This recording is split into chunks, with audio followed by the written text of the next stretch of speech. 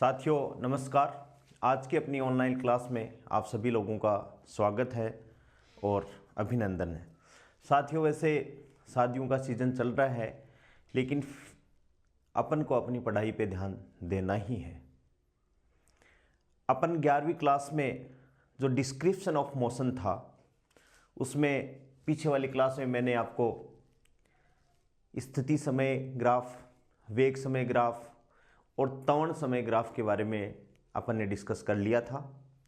आज मैं उन ग्राफ पे बेस्ड एक दो न्यूमेरिकल करवा के प्रोजेक्टाइल मोशन के बारे में दोस्तों आज बात करेंगे अपन। तो क्वेश्चन क्या है जो ग्राफ पर आधारित है, उन क्वेश्चनों की अपन को प्रैक्टिस करनी है। ऐसे क्वेश्चन बहुत आसान होते हैं और परीक्षा में आते हैं। तो क्वेश्चन देखिए कि पहला क्वेश्चन क्या है दोस्तों, इंपॉर्टेंट है। क्वेश्चन है एक सीधी रेखा में गतिशील एक सीधी रेखा में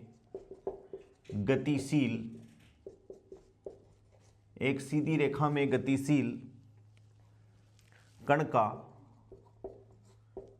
का वेग समय, सीधी रेखा में गतिशील कण का वेग समय ग्राफ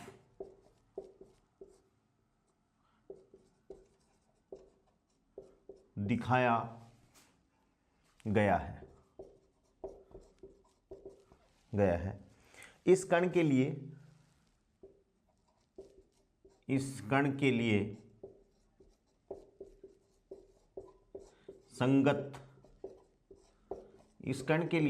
संगत विस्थापन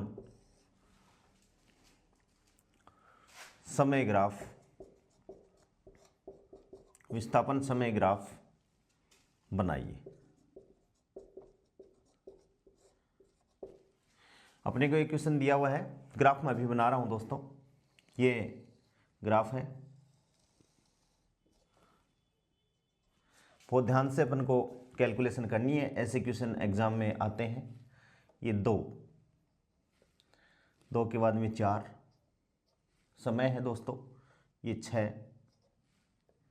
6 के बाद में ये 8। ये t है और ये s सेकंड में दिया हुआ है और ये v मीटर प्रति सेकंड वेग है। यहां से देखिए दोस्तों, ये ऐसे है सीधी, और यहाँ जो वेग है वो 10 वैल्यू है। उसके बाद में 4 तक एक सीधी रेखा है, इस हिसाब से है। फिर 4 के बाद में ऐसे है और 6 पे ये मैक्सिमम है और फिर 8 पे ऐसे। 4 और 6 ये हो गया, और ये यहाँ पर दोस्तों ये कितना है 20 मीटर प्रति सेकंड हो गया। ठीक है, इसमें ओ ए, ये है बी, ये है सी और ये है डी। इस हिसाब से ये पॉइंट है। अपन को ये ग्राफ दे रखा है, वेलोसिटी वेग और समय में ग्राफ अपन को दे रखा है, और अब अपन को ये कैलकुलेशन करना है। क्वेश्चन अपन को ये दे दिया है। तो इस ग्राफ में सबसे पहले तो अपन करें कि भाई विस्थापन अपन निकाल लें, और फिर अपन देखें दोस्तों कि विस्थापन और समय का ग्राफ कैसे बनेगा। इंपॉर्टेंट है, ये वेग और समय का ग्राफ है। और आपको ये भी पता है कि कल अपन ने डिस्कस किया था कि वेग और समय जो ग्राफ होता है उसके क्षेत्रफल जो होता है, वीटी समय ग्राफ का जो क्षेत्रफल होता है वो किसको शो करता है, विस्थापन को शो करता है। तो यहां से देखिए दोस्तों सॉल्यूशन सबसे पहले अपन बात करें कि विस्थापन का बात करें तो विस्थापन क्या होगा, विस्थापन बराबर होगा वेग समय ग्राफ का क्षेत्रफल। विस्थापन क्या होगा दोस्तों, वेग समय ग्राफ का क्षेत्रफल। यानी ये देखो यहां से O से A तक ग्राफ है, फिर A से B तक ग्राफ है, B से C तक ग्राफ है, C से D तक ग्राफ है। इसका क्षेत्रफल अपन को लेना है दोस्तों। ये ऐसे, ये क्षेत्रफल हो गया। ये एक ग्राफ हो गया। ये त्रिभुज है तो त्रिभुज का निकालेंगे। ये आकृति आयत जैसी बन रही है तो आयत का निकालेंगे। फिर ये त्रिभुज जैसा बन रहा है तो अपन त्रिभुज का क्षेत्रफल निकालेंगे। तो अपन सबसे पहले अपन क्षेत्रफल निकालने हैं SOA का। ये एस है विस्थापन, विस्थापन अपन निकाल रहे हैं एस, और कौन से का ओ ए। तो यहाँ से देखो ओ से ए तक, तो ये तो भाई क्या हो गया आधार हो गया, ये इसकी क्या हो गई ऊंचाई होगी, तो ये त्रिभुज हो गया। तो 1/2 गुणा आधार गुणा ऊंचाई, त्रिभुज का क्षेत्रफल होता है।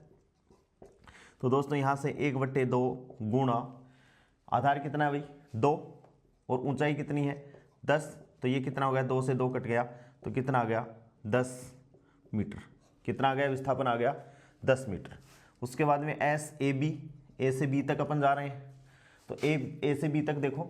हाँ एक चीज़ मैं बता देता हूँ दोस्तों, ग्राफ में ये जो नीचे वाली जो अपन ने डॉटेड लाइनें ली हैं ये अपन ने अपनी सुविधा के लिए खींची हैं, ग्राफ में इसका कोई कंट्रीब्यूशन नहीं है। यानी अपन ने अपनी सुविधा के लिए ऐसे खींच दिया कि इतने इतने का अपन ने क्षेत्रफल निकाल लिया। अब इसका निकालें तो देखो दोस्तों ये आयताकार आकृति बन रही है, तो ये तो क्या होगी इसकी लंबाई और ये क्या होगी चौड़ाई। तो आयत का क्षेत्रफल क्या होता है लंबाई गुणा चौड़ाई। तो लंबाई कितनी है 2, 4 में से 2 गए 2, और चौड़ाई कितनी है दोस्तों लंबाई है 10, तो कितना हो गया 20 मीटर। यानी ये भी इसका आ गया 20 मीटर आ गया। अब अपन बात करें कि भाई एस ओ ए आ गया, ओ ए आ गया, एस ए बी आ गया। अब अपन को कैलकुलेशन करना है एस बी सी कैलकुलेट करना है। तो बी सी को अपन दो तरह से कैलकुलेट कर सकते हैं। कैसे कर सकते हैं, या तो इस बी सी को अपन दो पार्टों में डिवाइड करते हैं। एक तो देखो ये इतना इतना, तो ये तो बना ले अपन त्रिभुज, त्रिभुज के जैसे हो गया, और ये अपन बना ले आयत, कि भाई ये नीचे वाले तो अपन आयताकार मान कर कैलकुलेट कर, जैसे ये वाला ये मैंने ऐसे बनाया है, ये तो मान लें अपन आयत और इसको मान लें अपन त्रिभुज। तो देखो पहले त्रिभुज का, तो 1/2 गुणा त्रिभुज है, तो त्रिभुज क्या हो गया गुणा 2, और ये 10 से 20 है यानी गुणा 10, तो कितना हो गया 10। ये तो हो गया त्रिभुज, प्लस आयत का कितना हुआ दोस्तों 2 गुणा 10, ठीक है। तो 2 से 2 कट गया, तो ये 10 और बराबर 10 प्लस कितना आ गया 20, बराबर कितना हो गया 30 मीटर। यानी BC बराबर कितना हो गया अपने पास में 30 मीटर हो गया। या अपन इसको डायरेक्ट कैलकुलेट करना चाहें दोस्तों, तो देखो इसमें इनिशियल प्रारंभिक वेग है 10, अंतिम वेग कितना है 20, और 4 से 6। तो अपन इसको ऐसे भी कैलकुलेट कर सकते हैं, कैसे कि एस बी सी बराबर औसत वेग है, यहाँ से औसत वेग ले लें अपन, और जस्ट ये डबल है, क्या है जस्ट डबल है। कैसे, तो इसको अपन करते हैं 2 गुणा समय तो हो गया 2 लंबाई, और औसत वेग कितना हो गया 10 प्लस 20/2। भाई 10 औसत वेग ये आ गया, दोनों वेगों का अनुपात, और 2 क्या है लंबाई, यानी ये तो होगी लंबाई और ये क्या होगी इसकी चौड़ाई। तो ये कितना आ गया, इसको अपन सॉल्व करेंगे तो ये भी कितना आएगा दोस्तों 30 मीटर ही आएगा। यानी अपन इसको ऐसे कैलकुलेट कर सकते हैं, इसको अपन ऐसे भी कैलकुलेट कर सकते हैं, जैसी अपनी इच्छा हो वैसे अपन कैलकुलेट कर लें। अब अपने पास में बच गया एस सी डी, सी से डी तक बच गया दोस्तों। तो एस सी डी बराबर क्या हो गया, त्रिभुज है 1/2, आधार कितना भाई 2, और ऊंचाई कितनी है दोस्तों 20, तो 2 से 2 कट गया, ये क्या आ गया 20 मीटर। कितना आ गया 20 मीटर आ गया। तो कुल विस्थापन कितना हो गया, कुल विस्थापन कितना आ गया, सबका योग करते हैं अपन, तो कितना हो गया भाई 10, यानी S O A plus S A B plus S B C plus S C D, और बराबर कितना हो गया 10 प्लस 20 प्लस 30 और प्लस कितना हो गया दोस्तों 20, तो 30 30 60 और 20 कितना हो गया 80 मीटर आ गया। कितना विस्थापन आ गया 80 मीटर इसका विस्थापन आ गया। तो अपन को ऐसे क्वेश्चन को अपन को पूछ सकता है। अब दोस्तों अपन को ग्राफिकल प्रेजेंटेशन इसका करना है। एक चीज अपन ध्यान में रखते हैं, दोनों डेफिनेशन में लिख रहा हूं, v बराबर क्या होता है dx/dt। तो dx दोस्तों अपन कैसे निकालेंगे v इंटू dt, इस बात को अपन को ध्यान में रखना है, ठीक है। अब देखो अपन ग्राफ बना रहे हैं इसका कि विस्थापन और समय में ग्राफ कैसा आएगा। भाई वेग और समय में ग्राफ अपन को दे रखा है, विस्थापन और समय में ग्राफ अपन को बनाना है, ठीक है। तो ये तो अपन लिख लेते हैं समय, और दोस्तों यहां लिख लेते हैं अपन विस्थापन। विस्थापन। इस ग्राफ को देख के अपन को विस्थापन में बनाना है। और इस टाइम को अपन डिवाइड कर सकते हैं 2, टाइम 2 यहाँ है, ये 2 है, फिर कितना है दोस्तों 4 है, फिर 6 है, फिर 8 है। तो अपन 2, ये 4, ये 6 और ये 8 अपन ने डिवाइड कर लिया। सबसे पहले अपन देखें ओ से ए तक, ओ से ए तक ये तो कितना है 10 है, ओ से ए तक कितना है भाई 10 है। और एक लीनियर लाइन है दोस्तों, कैसी लाइन है, एक लीनियर लाइन है, एक लीनियर लाइन है। तो अपन ये लीनियर लाइन का मतलब क्या होगा, वाई, मैं आपको एक्सप्लेन करने की कोशिश कर रहा हूँ कि एक सीधी रेखा है तो अपन ये कह सकते हैं वाई समानुपाती क्या है एक्स, ये वाई समानुपाती एक्स के जैसा ग्राफ है। और इसका अपन एक बार यदि अवकलन समाकलन करेंगे, एक बार यदि इसका अपन समाकलन करेंगे दोस्तों किसी लाइन का, तो जैसे x का अपन x के रिस्पेक्ट में समाकलन करेंगे तो ये क्या आता है x²/2। कैसा ग्राफ आता है, परवलय आकार जैसा आता है। कैसा आता है दोस्तों, परवलय आकार जैसा। तो अपन यहाँ से ये 10 मीटर हो गया, ये 10 मीटर हो गया, 10 मीटर डिस्टेंस देखो 0 से 2 तक ये कितना है 10 है। तो अपन ने ऐसे लगा लिया कि ये 10 है। और यहाँ तक ये जो ग्राफ आएगा दोस्तों वो कैसे आएगा, ऐसे परवलय आकार, परवलय के जैसा आएगा। देख लो चाहे कि अपन मान लेते हैं कि ये जो फलन वाई समानुपाती टी है, इसका अपन इंटीग्रेशन करें, डी वाई करें, और इधर भी दोस्तों के और into T into D T करें, तो ये क्या आ जाएगा t²/2 आ जाएगा। t²/2 का मतलब है भाई y=x² का ग्राफ कैसे आता है, y=x² का ग्राफ ऐसे, इस हिसाब से परवलय का ग्राफ आ रहा है। तो ये अपन ये ले रहे हैं, तो y और 2 के बीच में कैसा ग्राफ आ गया दोस्तों, परवलय का जैसा। ठीक है, अब अपने को करना है 4, यानी 4 तक ग्राफ कैसा आएगा वो अपन को देखना है। ठीक है भाई, हाँ 4 तक ग्राफ अपन को देखना है। यहाँ से देखो ये एक नियत है, नियतांक है। तो y बराबर जैसे बात करें अपन किसी नियतांक की, ये मैं विस्थापन एक बार मिटा देता हूँ दोस्तों, विस्थापन समझ में आ गया होगा कि कैसे अपन ने निकाला है। तो अब अपन ग्राफ बना रहे हैं कि a से b तक दोस्तों क्या है, नियत है। तो चली गई दूरी तो अपन निकाल लेंगे, कितनी हो जाएगी भाई, ये तो हो गया वेग, विस्थापन कितना हो जाएगा, विस्थापन अपन निकाल रहे हैं तो वेग तो हो गया 10 और ये समय है 2, तो ये लगभग कितना हो जाएगा, उस हिसाब से अपन दूरी निकाल लेंगे। लेकिन यहाँ से आप देखो कि ये चीज़ नियत है, तो y बराबर क्या हो गया, जैसे कांस्टेंट अपन मान लें नियत। ठीक है, इसका अपन इंटीग्रेशन करें, जैसे y dy करें और इधर से कांस्टेंट इंटू dt करें, तो कांस्टेंट तो आ जाएगा भार और dt का कितना हो जाएगा, t हो जाएगा। कहने का मतलब 2 से 4 तक क्या आ जाएगा, ये लाइन के रूप में आएगा, सीधी रेखा की भी। कैसे आएगा, सीधी रेखा के रूप में आएगा। और चली गई दूरी कितनी हो जाएगी, समय बराबर दूरी बट्टा चाल, तो दूरी बराबर चाल गुणा समय, यानी अपन इसमें निकाल लेंगे तो ये अपने पास में आ जाएगा कि कितना आ जाएगा, हाँ ये आ जाएगा 30 मीटर।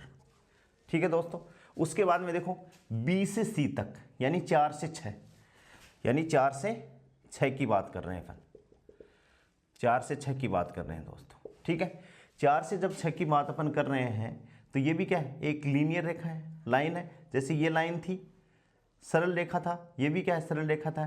तो सरल रेखा भी का भी वापस करोगे तो ये भी क्या आ जाएगा दोस्तों, परवलय आकार का, यानी ये भी कैसे, ऐसे परवलय आकार, जैसे ये है सेम टू सेम वैसे ही ये आ जाएगा। ठीक है, और फिर अपन बात करेंगे किस पे, 8, ये कितना आ जाएगा 60 मीटर।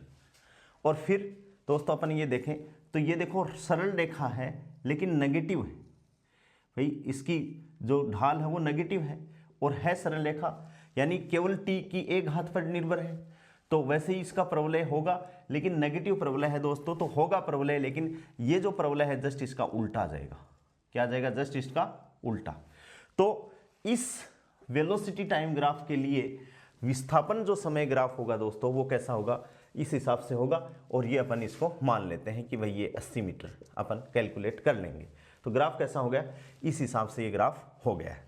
यानी अपन ये कह सकते हैं 0 से 2 सेकंड तक ये प्रवलय आकार का है, 4 से 6 सेकंड तक ये स्ट्रेट लाइन है, फिर 4 से 6 वापस ये प्रवलय है, और फिर ये प्रवलय है। प्रवलय उल्टा क्यों बना है, क्योंकि कण है वो मूल नेगेटिव डायरेक्शन में मूव कर रहा है, यानी यहाँ पर ऋणात्मक इसका क्या है, वेग है। तो विस्थापन क्या है, इसके जस्ट उल्टा होगा पहले वाले से। तो ये क्या हो गया, ये विस्थापन समय ग्राफ दोस्तों हो गया। इस हिसाब से अपन को ये क्वेश्चन करना है। समझ में आ गया होगा। क्वेश्चन नंबर 2 देखिए दोस्तों, बहुत सिंपल है दूसरा क्वेश्चन, इसी हिसाब से अपन को करने हैं। क्वेश्चन नंबर 1 क्लियर हो गया। क्वेश्चन नंबर 2,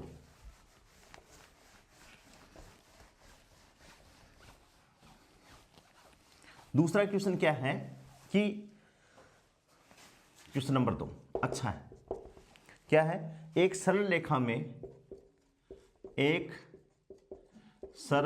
में गति करते हुए, एक सरल रेखा में गति करते हुए कण का वेग समय ग्राफ चित्रानुसार है।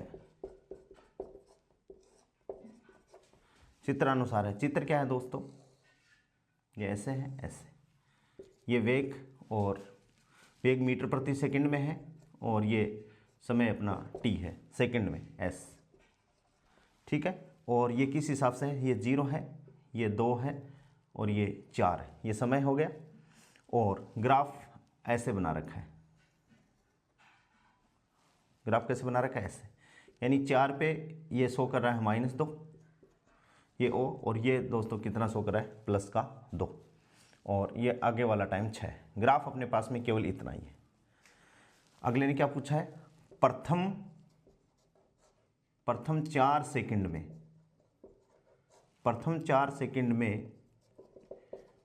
कण का विस्थापन व तय की गई दूरी ज्ञात करो कि प्रथम 4 सेकंड में। तो दोस्तों देखो ध्यान से कि ये तो है धनात्मक डायरेक्शन में मूव कर रहा है और ये ऋणात्मक डायरेक्शन में मूव कर रहा है। तो जब अपन बात करेंगे तो जो टाइम एक्सिस है उसके ऊपर वाला क्षेत्रफल तो क्या होगा, धनात्मक, व नीचे वाला क्षेत्रफल क्या होगा, ऋणात्मक होगा। तो ऊपर क्षेत्रफल ये त्रिभुज है, तो ऊपर का क्षेत्रफल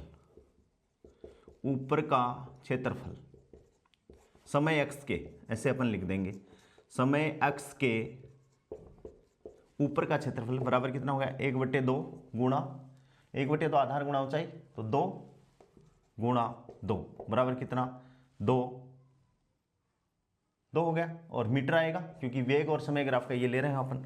और समय x के नीचे का क्षेत्रफल, समय x के नीचे का क्षेत्रफल अपन ले रहे हैं दोस्तों, तो कितना हो गया, 1/2 गुणा 2 गुणा 2, ये कितना हो गया, 2 मीटर। ये नीचे का क्षेत्रफल है, ये ऊपर का क्षेत्रफल है। तो विस्थापन कितना हो गया, विस्थापन बराबर कितना हो गया दोस्तों, +-2।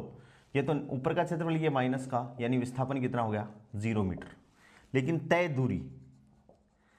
दूरी में अपन को चाहे नेगेटिव डायरेक्शन में चले चाहे पॉजिटिव डायरेक्शन में चले, दूरी को दोस्तों अपन को क्या करना है, ऐड करना है। तो 2 + 2 बराबर कितना हो गया, 4 मीटर। इसका क्या आ गया, आंसर आ गया। समझ में आ गई ये बात। बहुत आसान सा क्वेश्चन है, 1 ही सेकंड का आंसर है। नेक्स्ट एक तीसरा क्वेश्चन, वो भी अच्छा है। क्वेश्चन नंबर 3, क्वेश्चन नंबर 3 है कि एक ग्राफ दे रखा है ऐसे, ये वेग है, दूरी और समय। एक कण है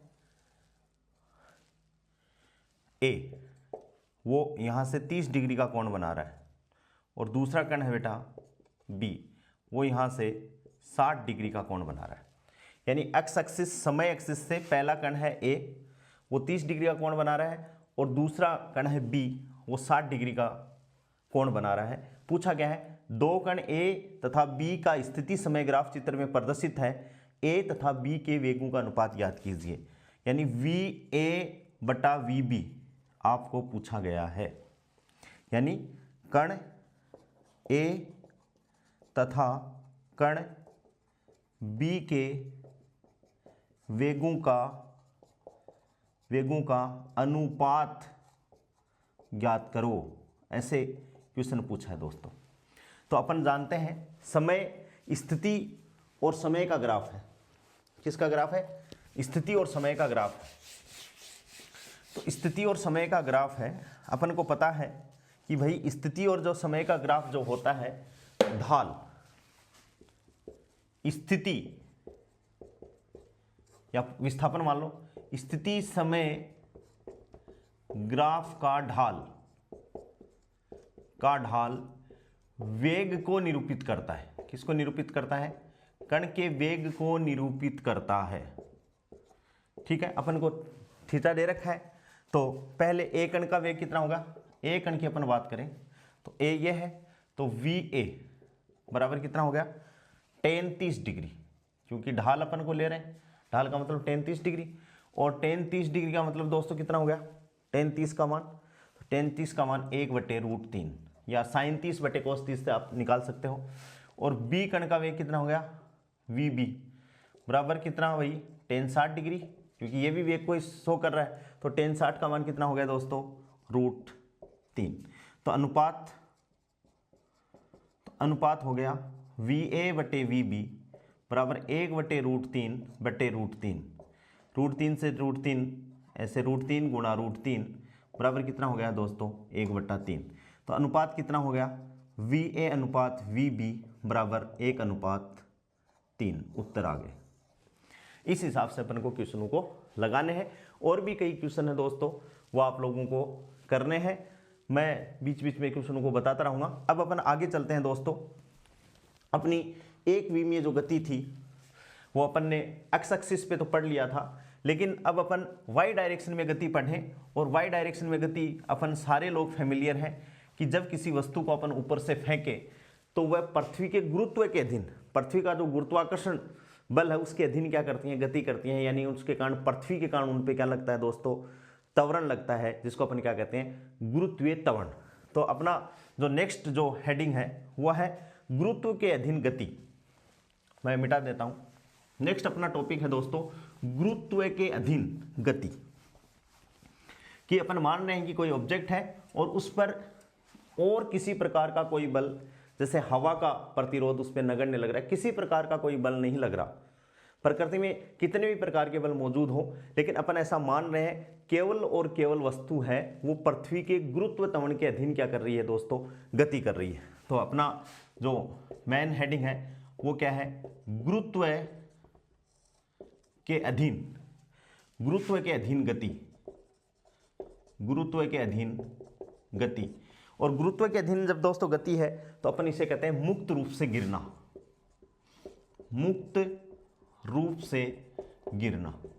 मुक्त रूप से गिरने का मतलब है कि वस्तु पर केवल और केवल पृथ्वी के गुरुत्वीय त्वरण का उस पर फीलिंग हो, बाकी किसी प्रकार के कोई बल क्रिया काम नहीं करे, तो उसको अपन कहेंगे इसकी तरफ गति, गुरुत्व के अधीन कण की गति कहेंगे। अब अपन बात करें, हाँ पहले अपन बात करें कि पृथ्वी का वस्तुओं पर जो आकर्षण बल लगता है, पृथ्वी का वस्तुओं पर आकर्षण बल जो लगता है उसको अपन क्या कहते हैं? गुरुत्व बल कहते हैं। तो अपन ये लिख सकते हैं पृथ्वी का वस्तुओं पर आकर्षण बल, पृथ्वी का वस्तुओं पर आकर्षण बल गुरुत्व बल कहलाता है। गुरुत्व बल कहलाता है। क्या कहलाता है? पृथ्वी जो वस्तुओं पर आकर्षण बल लगाती है वह क्या कहलाता है दोस्तों? गुरुत्व बल कहलाता है। और अपन क्या कह सकते हैं? इस गुरुत्व बल के कारण, इस गुरुत्व बल के कारण वस्तु में त्वरण उत्पन्न होता है। त्वरण उत्पन्न होता है। इस गुरुत्व बल के कारण जो वस्तुएं हैं उनमें त्वरण उत्पन्न होता है, जिसे गुरुत्व त्वरण जी से उसको व्यक्त करते हैं, जिसे अपन गुरुत्व त्वरण जी से इसे व्यक्त करते हैं। और जी की वैल्यू अपनी जो पृथ्वी है उसके लिए जी की वैल्यू अपन को याद रखना है 9.8 मीटर प्रति सेकंड स्क्वायर या 980 सेंटीमीटर प्रति सेकंड स्क्वायर या दोस्तों एफपीएस में 32 फुट बटे सेकंड स्क्वायर, ये अपन को याद रखना है कि जो अपनी जो पृथ्वी है जो गुरुत्वीय त्वरण जो लगा रही है, तो पृथ्वी के कारण जो गुरुत्वीय त्वरण की वैल्यू है वो नियत है और वो कितनी है, जी बराबर 9.8 मीटर प्रति सेकंड स्क्वायर, 980 सेंटीमीटर प्रति सेकंड स्क्वायर और 32 feet upon second square. Calculation को यदि आसान करना हो तो अप्रोक्सीमेट अपन इसको 10 कैलकुलेशन करके अपन लगा सकते हैं अंदाजा। अपन बता रहे हैं कि जब भी कोई वस्तु पृथ्वी के गुरुत्वाकर्षण बल के अधीन गति कर रही है तो अपन मानेंगे वायु की अनुपस्थिति, वायु की अनुपस्थिति में सभी वस्तुएं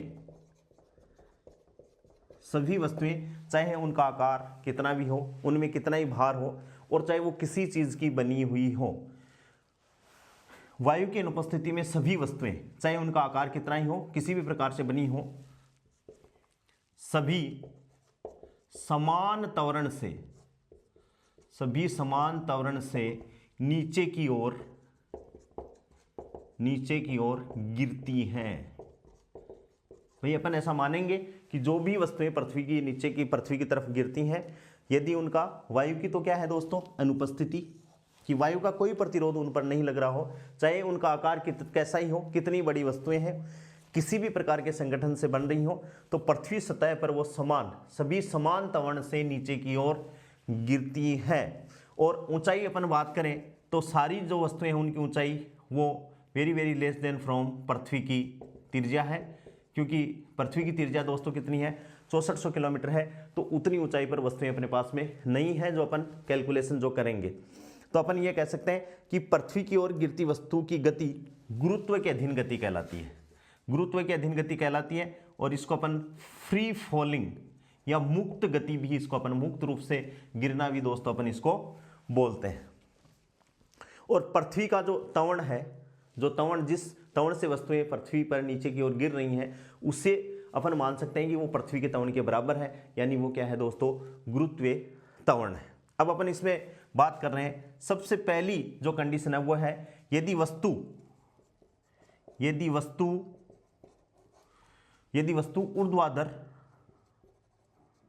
ऊर्ध्वाधर ऊपर की ओर फेंकी जाए, वस्तु ऊर्ध्वाधर ऊपर की ओर फेंक रहे हैं, तो अपन ने माना कि ये अपना धरातल है और अपने पास में कोई वस्तु है ओ, यहां से कोई वस्तु है ओ, और इसको अपन ऊपर की तरफ फेंक रहे हैं, अपन ने फेंक दिया ऐसे, ठीक है भाई, और यहां पर वस्तु आ गई। तो जैसे ही वस्तु ऊपर की ओर पहुंच जाएगी तो दोस्तों पृथ्वी का जो गुरुत्वीय त्वरण है वो जी है, वो नीचे की ओर है, अपन वस्तु को ऊपर की तरफ फेंक रहे हैं, ठीक है भाई। तो जब नीचे की तरफ गति होगी तो उस गति को तो अपन कैसा मानेंगे, नेगेटिव, और ऊपर की तरफ होगी उसको अपन कैसा मानेंगे, धनात्मक। और जैसे ही यहां पर वस्तु पहुंच जाएगी तो यहां वस्तु रुकेगी, यानी उसका अंतिम वेग क्या हो जाएगा दोस्तों, 0, और अपन मान सकते हैं कि वस्तु वापस क्या आ गई, पृथ्वी की तरफ आ गई इस हिसाब से। तो यहां से यहां तक की जो ये दूरी है इसको अपन बोल सकते हैं कैपिटल H, और अपन बता सकते हैं कि ये भाई अधिकतम ऊपर है, अधिकतम ऊंचाई है इस वस्तु की। कोई वस्तु है O बिंदु से और इसको प्रारंभिक वेग U से अपन फेंक रहे हैं, और वस्तु जैसे ही इस पॉइंट पे पहुंच गई तो वस्तु का वेग यानी अंतिम वेग क्या हो गया दोस्तों, 0 हो गया। तो अब अपन बात करेंगे कि भाई इस वस्तु के लिए गति के समीकरण क्या हो गए। तो इस वस्तु के लिए गति के समीकरण, इस वस्तु के लिए गति के समीकरण। अब एक चीज अपन की वस्तु है वो पृथ्वी के गुरुत्व त्वरण के अधीन गिर रही है, और पृथ्वी का गुरुत्वीय त्वरण दोस्तों अपन ने क्या माना, नियत। और अपन ने पढ़ा था कि जब त्वरण का मान यदि नियत हो तो वहां पर अपन न्यूटन की गति के जो समीकरण है दोस्तों, 4 समीकरण अपन ने पढ़े थे, v = u + at, s = ut + ½ at², v square equals to u square plus 2as और nth u plus snth u plus a upon 2n-1 अपन ने चारों समीकरण पढ़े थे, तो अपन यहाँ न्यूटन की गति के समीकरण दोस्तों अप्लाई कर सकते हैं। तो अपन इस वस्तु के लिए गति के समीकरण अपन माने प्रारंभिक स्थिति को मूल बिंदु मान लें। प्रारंभिक स्थिति को अपन ने क्या माना, मूल बिंदु माना, यानी ये मूल बिंदु है, तो मूल बिंदु के निर्देशांक दोस्तों क्या है, 0 0 अपने पास में निर्देशांक, ठीक है। तथा गति की दिशा, गति ऊपर की ओर तर हो रही है, तो ऊपर की ओर की गति को अपन कैसे मानेंगे, धनात्मक। और त्वरण क्या है, पृथ्वी का त्वरण नीचे की तरफ लग रहा है, तो अपन क्या कहेंगे, क्योंकि ए बराबर क्या हो गया, ए बराबर माइनस जी, ए बराबर क्या हो गया माइनस जी। प्रारंभिक स्थिति को मूल बिंदु पर मान के हुए और जो गति की दिशा उसको अपन ने क्या ले लिया, धनात्मक ले लिया, ऊपर की ओर है, लेकिन त्वरण तो दोस्तों किसकी नीचे की तरफ लग रहा है, तो अपन क्या कहेंगे, त्वरण ए बराबर कितना हो गया माइनस का जी। तो अब गति के समीकरण v इक्वल्स टू क्या होता है, u प्लस at होता है, तो इसके लिए गति का समीकरण क्या हो जाएगा, v equals to u minus g t, समीकरण नंबर 1, क्योंकि a बराबर क्या है माइनस जी है।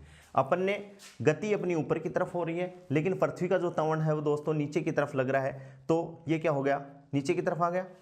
अब अपन क्या बात करें भाई, h इक्वल्स टू, दूसरी क्या है, दूसरा समीकरण न्यूटन का 10 दूसरा समीकरण है h equals to u t plus half a t square.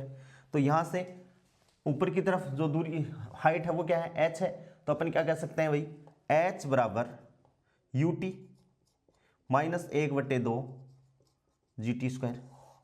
ये क्या हो गया, न्यूटन की गति का द्वितीय समीकरण हो गया।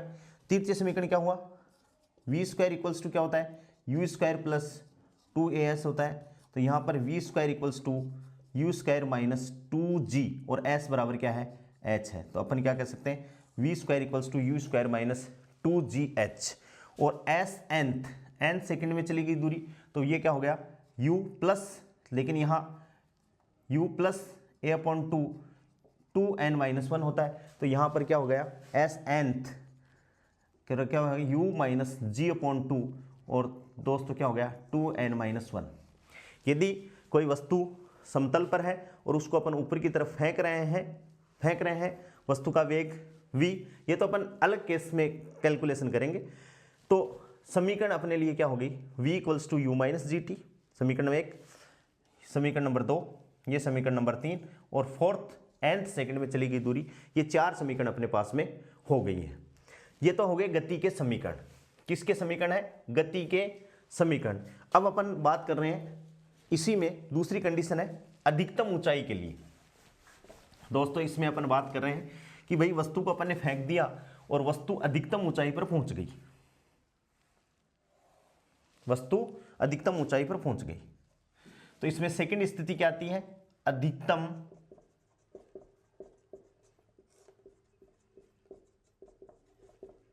ऊंचाई पर, अधिकतम ऊंचाई पर पहुंच गई। तो ध्यान से अपन देखें दोस्तों, तो अधिकतम ऊंचाई पर जैसे ही वस्तु यहां पर पहुंच गई, अधिकतम ऊंचाई है, तो ये क्या हो गया v बराबर 0। अधिकतम ऊंचाई पर क्या हो गया, v बराबर 0, तो अधिकतम ऊंचाई पर क्या हो गया, v बराबर 0, ठीक है। तो अब गति के समीकरण, गति के समीकरण, पहला समीकरण क्या था, v equals to u minus g t, u minus g t था, तो यहां से u बराबर क्या आ गया जी टी, v तो 0 हो गया, पक्षांतरण कर देंगे तो u बराबर क्या आ गया दोस्तों जी टी। तो वस्तु को ऊपर जाने में लगा समय बराबर कितना हो गया, यहां से t अपन निकालें तो t बराबर कितना हो गया u अपॉन जी, कि वस्तु को इतना समय वस्तु को ऊपर जाने में लगेगा, अधिकतम ऊंचाई तक वस्तु को ऊपर जाने में समय लगेगा। एक बात और ध्यान रखें, गुरुत्व के अधीन यदि किसी वस्तु की गति हो रही है तो वस्तु को अधिकतम ऊंचाई तक जाने में जितना समय लग रहा है दोस्तों, उतना ही अधिकतम ऊंचाई से वापस आने में समय लगेगा। तो अपन ये कह सकते हैं गुरुत्व के अधीन समय, कुल समय कितना हो गया, या कुल उड्डयन काल बोल सकते हैं अपन इसको, कुल उड्डयन काल, कहने का मतलब वह समय जिसमें वस्तु कहाँ रहती है, हवा में रहती है, तो ये हो गया t, तो कुल समय कितना हो गया t1, इसको अपन t1 मान लें ऊपर जाने में, और उतना ही समय क्या है वस्तु को नीचे आने में लग गया। तो दोस्तों क्या हो गया, t इक्वल्स टू 2t यानी 2u/g, यानी वस्तु का उड्डयन काल कितना हो गया, वस्तु को हवा में रहने में कितना समय लगेगा, 2u/g।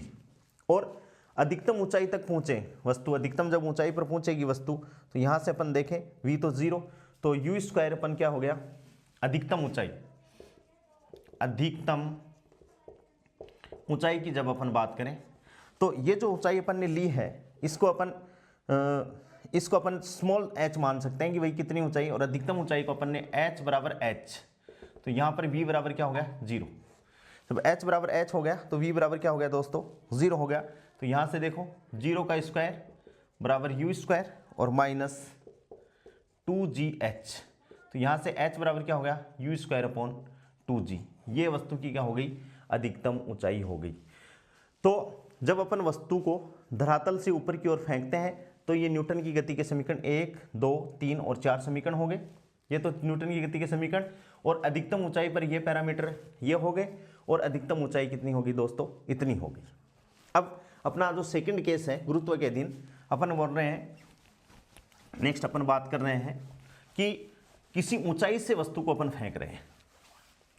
किसी ऊंचाई से यदि वस्तु ऊर्ध्वाधर नीचे की ओर, सेकंड जो केस है वो है किसी ऊंचाई से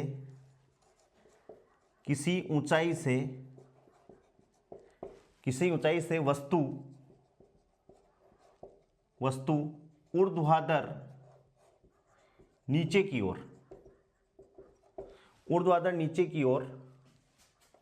कुछ प्रारंभिक वेग से फेंकी जाए। यानी यहां पर वस्तु अपने हाथ में नहीं है, वस्तु अपने हाथ में होती तो डायरेक्ट अपन प्रारंभिक वेग क्या होता, 0 होता, वस्तु अपने हाथ में होती। लेकिन अगले ने अपन को क्या कहा है, किसी ऊंचाई से वस्तु ऊर्ध्वाधर नीचे की ओर कुछ प्रारंभिक वेग से फेंकी जाए। तो अपने पास में कंडीशन क्या हो गई, ये स्थिति है, ये अपने पास में वस्तु है और ये नीचे की तरफ फेंकी जा रही है, ठीक है, u वेग से फेंकी जा रही है। इसका प्रारंभिक वेग क्या है, u है। भाई ये ऊंचाई अपन ने मान लिया h है, और त्वरण भी नीचे की तरफ है, तो a बराबर g, यानी ये नीचे की तरफ जा रही है तो ये डायरेक्शन क्या हो गया, धनात्मक होगा। तो इसमें गति के समीकरण क्या हो गए, पहला समीकरण v बराबर u प्लस जी टी, दूसरा क्या हो गया s equals to u t plus half g t square, नीचे की तरफ ही गति है। तीसरा क्या हो गया, v² equals to u² plus 2gh, और चौथा क्या हो गया, hn बराबर क्या हो गया, u प्लस g/2 और 2n-1। ये क्या हो गए, गति के समीकरण हो गए। जब वो वस्तु को अपन किसी ऊंचाई से कुछ प्रारंभिक वेग से नीचे की तरफ फेंक रहे हैं, दोनों डायरेक्शन सेम हो गई, नीचे की तरफ ही आ रही है। और पहले वाला जो केस था उसमें अपन वस्तु को ऊपर की तरफ फेंक रहे थे, त्वरण नीचे की ओर था, तो a बराबर माइनस जी लिया था। और यहाँ पर दोनों एक ही दिशा है, तो a बराबर अपन दोस्तों क्या लेंगे, प्लस का g लेंगे, और अपनी गति के समीकरण दोस्तों क्या हो गए, ये गति के समीकरण हो गए, ये अपन काम में लेंगे। और अब तीसरी जो अपनी स्थिति है, तीसरी, ये दूसरी स्थिति हो गई। तीसरी स्थिति है किसी ऊंचाई से, तीसरी स्थिति है किसी ऊंचाई से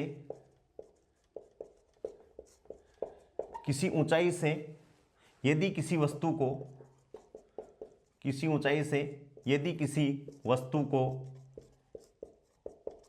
वस्तु को गिराया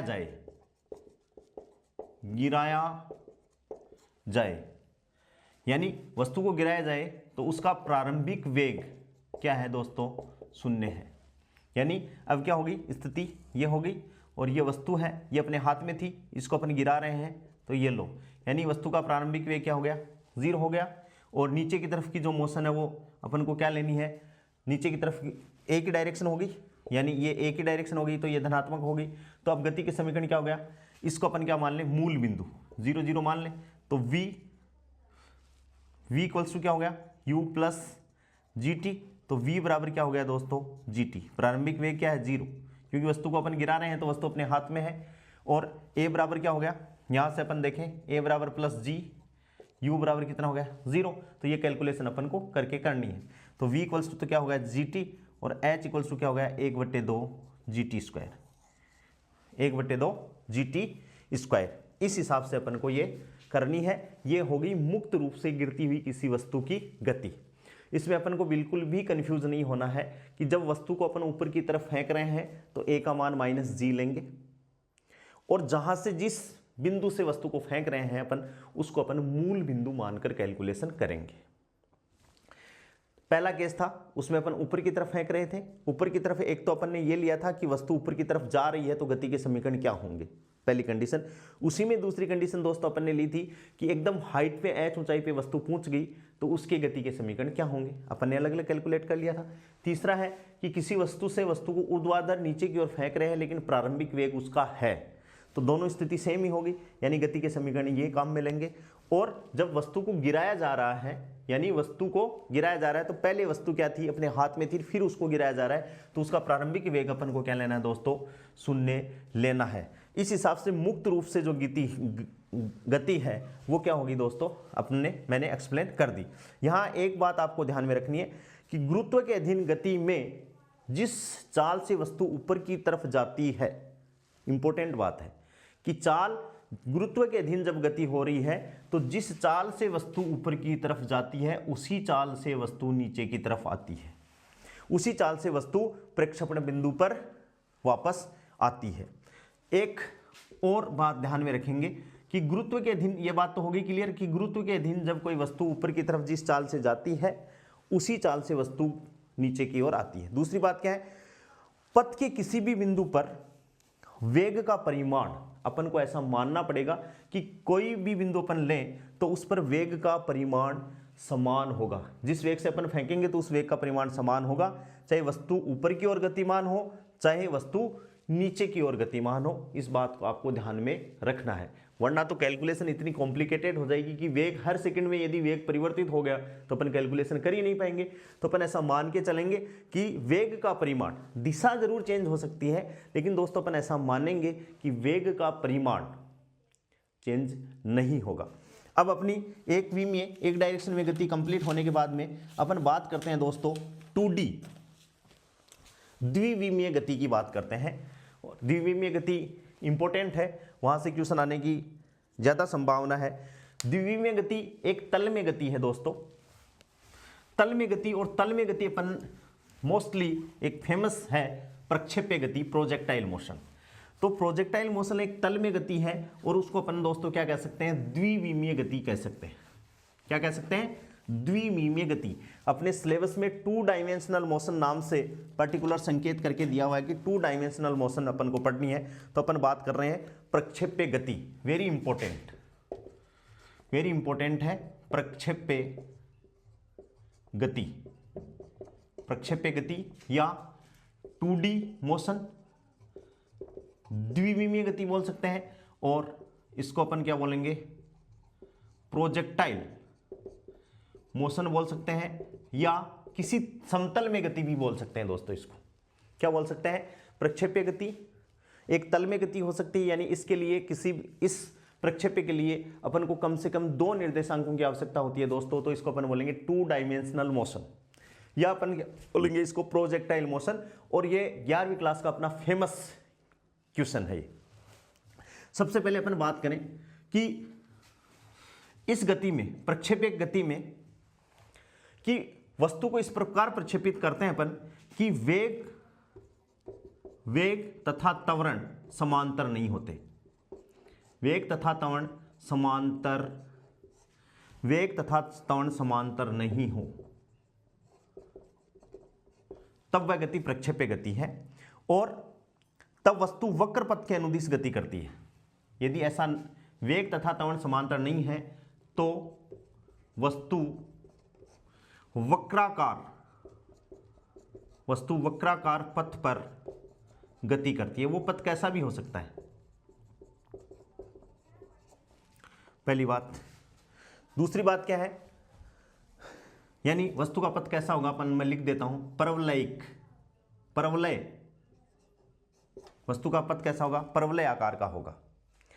तो यदि वेग त्वरण के समांतर नहीं हो और वस्तु किसी वक्राकार पथ पर गति करे, यानी प्रवलय आकार के पथ पर कैसे भी वक्र होना चाहिए, तो ऐसी गति को अपन दोस्तों क्या कहते हैं, प्रक्षेप्य गति, प्रोजेक्टाइल मोशन कहते हैं। और प्रोजेक्टाइल क्या हो गया, किसी भी पत्थर को, कुछ भी दुनिया में कोई भी वस्तु को यदि अपन उठा के फेंक दें तो अपने लिए वो क्या प्रक्षेप्य है, उसकी गति प्रक्षेप्य गति कहलाएगी। वो डिपेंड करता है कि अपन धरातल के साथ में कितने कोण पर, या ऊपर जो अपने एक्स अक्ष से अपन किस कोण पे फेंक रहे हैं, उसको थीटा बराबर 90 पे फेंक रहे हैं, थीटा बराबर 45 पे फेंक रहे हैं, लेकिन अपने लिए वो क्या है, प्रक्षेप्य है।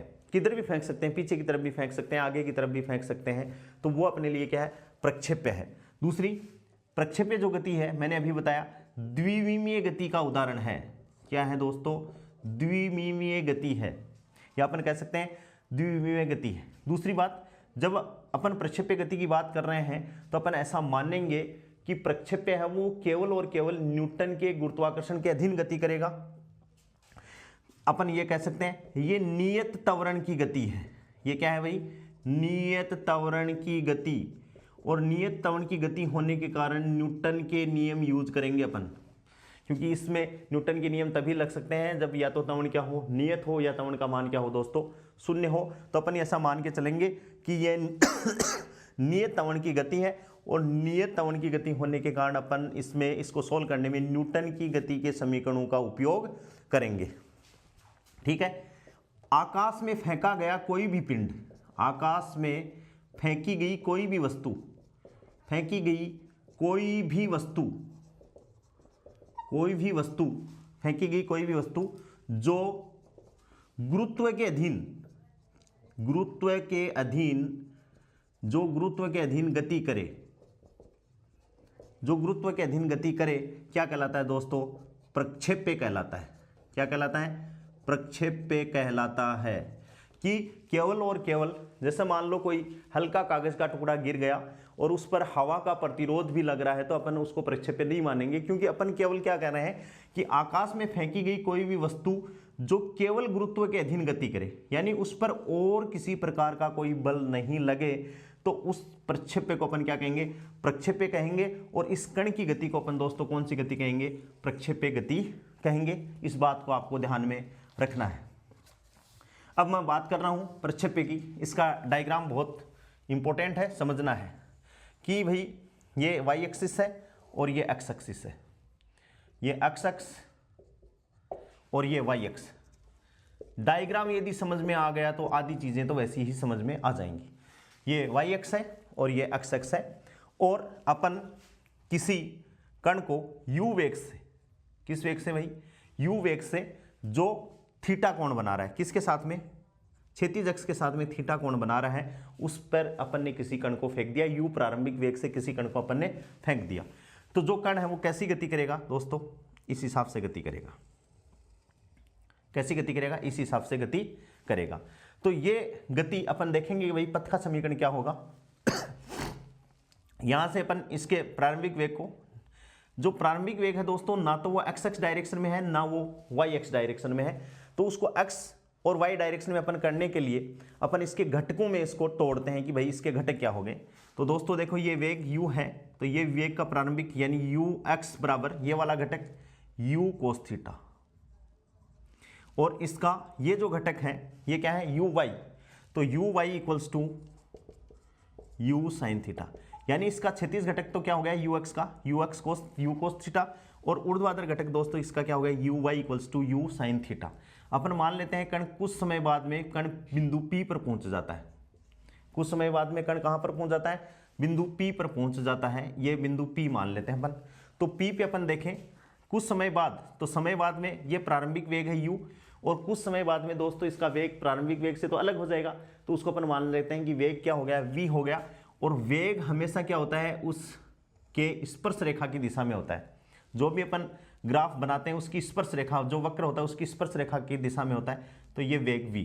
इस वेग के अपन घटक लें तो ये तो क्या हो गया, क्षैतिज घटक इस टाइम पे, तो यहाँ पर तो क्षैतिज में तो किसी प्रकार का कोई बल लग ही नहीं रहा, तो ये वेग का क्षैतिज घटक यहाँ क्या होगा दोस्तों, vx equals to u cos theta. क्या होगा, vx equals to u cos theta. इसको मैं थोड़ा सा छोटा बना देता हूँ कि ये वेग v है, तो ये घटक Vx बराबर क्या होगा, u cos थीटा, यानी इसमें किसी प्रकार का कोई परिवर्तन नहीं होगा। और इसका जो ऊर्ध्वाधर घटक होगा वो क्या होगा, अब देखो वस्तु को अपन ऊपर की तरफ फेंक रहे हैं तो वस्तु पर त्वरण नीचे की तरफ लग रहा है, वो कितना लग रहा है भाई, ay बराबर माइनस जी। ये पृथ्वी का गुरुत्वीय त्वरण लग रहा है वस्तु पर नीचे की ओर। तो यहां पर Vx बराबर तो u cos थीटा है दोस्तों, लेकिन Vy न्यूटन की गति का समीकरण क्या है, v equals to u plus a t. v equals to क्या है, u plus a t. y direction में प्रारंभिक वेग u की जगह क्या है, uy, vy। तो vy इक्वल्स टू अपन क्या बात कर रहे हैं दोस्तों, uy और माइनस जी टी। भाई a बराबर क्या है, माइनस जी है, क्योंकि वस्तु ऊपर की तरफ जा रही है और त्वरण की गति नीचे की तरफ है। तो ये घटक यानी घटक ये और ये कितना हो गया, vy इक्वल्स टू क्या हो गया दोस्तों, u sine theta minus g T. ये घटक हो गया इसका t समय बाद में। t समय बाद में vy की स्थिति क्या हो गई, u sine theta minus g t. vy equals to u sine theta minus g t. समझ में आ गई बात। और जैसे ही कण यहां पर पहुंचेगा दोस्तों, ये यहां पर पहुंच गया तो यहां पर ये अधिकतम ऊंचाई होगी। ये क्या होगी, इसकी अधिकतम ऊंचाई, जिसको अपन h मान रहे हैं। ये जो अपन ने प्रक्षेप पे फेंका था उसकी अधिकतम ऊंचाई है, और अधिकतम ऊंचाई है तो इस पर vy यानी वेग का ऊर्ध्वाधर घटक अब तो ऊपर जाएगा नहीं, क्योंकि जितना इसको अधिकतम ऊंचाई तक जाना था उतना ऊंचा चला गया। तो इसका y डायरेक्शन में वेग क्या हो गया दोस्तों, vy बराबर 0। अब इस टाइम पे इसका वेग केवल और केवल क्या है, x डायरेक्शन में है, और वो फिक्स है। vx बराबर यहाँ भी क्या है, u cos थीटा है। क्या है, u cos थीटा है। और अपन बात करें यहाँ पर जैसे ही कण आ गया तो ये कितनी दूर, यहाँ से ये वाली दूरी जो कहलाती है दोस्तों, वो इसकी कहलाती है रेंज, प्रास। तो यहाँ पर इसके निर्देशांक r, x डायरेक्शन में तो r चला गया, और y डायरेक्शन कितना हो गया, 0 हो गया। ये h हो गया। इसके निर्देशांक अपन देखें तो x बराबर तो क्या हो जाएगा, x बराबर तो अपन कैलकुलेट करें तो y डायरेक्शन में तो कितनी है, h ऊंचाई पर चला जाएगा, तो 0 और h। ठीक है, ये r और 0 हो गया, इसके निर्देशांक हो गए। अब अपन इसकी बात करेंगे कि भाई एक तो क्षैतिज दिशा में, और क्षैतिज दिशा में एक कांस्टेंट है, तो क्षैतिज दिशा में दोस्तों त्वरण का मान कितना होगा, 0 होगा। चित्र समझ में आ गया होगा। एक बार फिर से देखिए कि ये एक्स एक्सिस है, ये वाई एक्सिस है, और इस एक्सिस से थीटा कोण बनाते हुए किसी कण को अपन ने u वेग से, प्रारंभिक वेग u से फेंका। दोस्तों u ना तो x डायरेक्शन में है ना y डायरेक्शन में है, तो इसका अपन देखें कि भाई कितना कंट्रीब्यूशन x डायरेक्शन में है, कितना y डायरेक्शन में है। तो इसके अपन ने दोस्तों क्या ले लिया, घटक ले लिए। तो x डायरेक्शन में इसका घटक है ux बराबर u cos theta, y direction में इसका घटक है uy बराबर u sin थीटा। ठीक है, कुछ समय बाद में अपन ने माना कि कण कहां पर पहुंच गया, बिंदु P पर पहुंच गया, तो कण का वेग हो गया v। अपन ने माना ये v है, तो v के डायरेक्शन vx, x डायरेक्शन में vx बराबर क्या हो गया दोस्तों, u cos थीटा, उसमें कोई परिवर्तन नहीं हुआ x डायरेक्शन में। और vy जब कण ऊपर की तरफ जाने की कोशिश कर रहा है, लेकिन उसको ऊपर जाने से कौन रोक रहा है, ay बराबर माइनस जी, पृथ्वी का गुरुत्वीय त्वरण रोक रहा है। मैंने गति का प्रथम समीकरण v equals to u plus a t, तो vy बराबर क्या हो गया, uy minus g t. uy की वैल्यू पुट कर दी तो vy बराबर दोस्तों क्या हो गया, u sine theta minus g T. जैसे ही कण कहां पर पहुंच गया, अधिकतम ऊंचाई पर पहुंच गया। तो अधिकतम ऊंचाई पर जब कण पहुंच गया तब और ऊपर तो जाएगा नहीं, कण और ऊपर नहीं जाएगा, तो दोस्तों y डायरेक्शन में इसका वेग क्या हो गया, 0, और x डायरेक्शन में इसका वेग नियत है, उसमें किसी प्रकार का कोई परिवर्तन नहीं है, नहीं vx बराबर u cos थीटा। और जैसे ही कण यहां पर आ गया तो ये जमीन पे गिर गया, जमीन पे गिर गया तो इसके निर्देशांक कितने हो गए, r, यानी x डायरेक्शन में पूरी चली गई दूरी क्या है, r, और ये 0, ये हो गया। दोस्तों यहां से जब कण o से जब r पे गया तो ये हवा में कितनी देर रहा, वो क्या कहलाएगा, इसका उड्डयन काल, टाइम ऑफ फ्लाइट। और अभी अपन ने पढ़ा है कि जितना समय किसी वस्तु को पृथ्वी से अधिकतम ऊंचाई तक जाने में लगता है, उतना ही समय अधिकतम ऊंचाई से नीचे आने में लगेगा। तो अब अपन बात कर रहे हैं धरातल से, अपन ने इसको क्या किया है, प्रक्षेपण किया है। तो अब अपन अलग अलग बात करेंगे, ये मैं मिटा दे रहा हूं। धरातल से वस्तु को अपन ने क्या किया दोस्तों, प्रक्षेपित किया है। अब अपन बात करेंगे अलग अलग। अपन ने वस्तु को कहां से किया है, धरातल से प्रक्षेपण, या धरातल की एक्स एक्सिस से कुछ कोण बनाते हुए अपन ने वस्तु को फेंका है। तो अपन ये कह सकते हैं धरातल से फेंका है और वापस कहां गया, धरातल पे आ गया, तो धरातल से धरातल। अब इसमें दो प्रकार की गति है दोस्तों, एक तो ऊर्ध्वाधर गति और एक ऐसे भी जा रहा है। तो अपन ये कह सकते हैं कि प्रक्षेप्य जो गति है, प्रक्षेप्य गति वो दो प्रकार की गतियों से मिलकर बनी है। एक तो कौन सी होगी भाई, क्षैतिज गति, क्षैतिज गति, और दूसरी कौन सी हो गई, ऊर्ध्वाधर या ऊर्ध्व गति। दो गतियों से मिलकर बनी है कि ऊपर की तरफ भी गति है और ऐसे भी गति है, तो ऊर्ध्वाधर गति है और क्षैतिज भी गति है। दूसरे का मतलब क्या है, प्रक्षेप्य गति को दो परस्पर, भाई क्षैतिज गति भी है और ऊर्ध्वाधर भी है। क्षैतिज का मतलब ऐसे और एक ऐसे, दोनों परस्पर लंबवत गति है और दोनों एक दूसरे पर निर्भर नहीं है। तो अपन ये कह सकते हैं कि प्रक्षेप्य गति को दो लंबवत गतियों का संयोजन माना जा सकता है जो एक दूसरे पर निर्भर नहीं है। यानी दो लंबवत गतियों का संयोजन जो एक दूसरे पर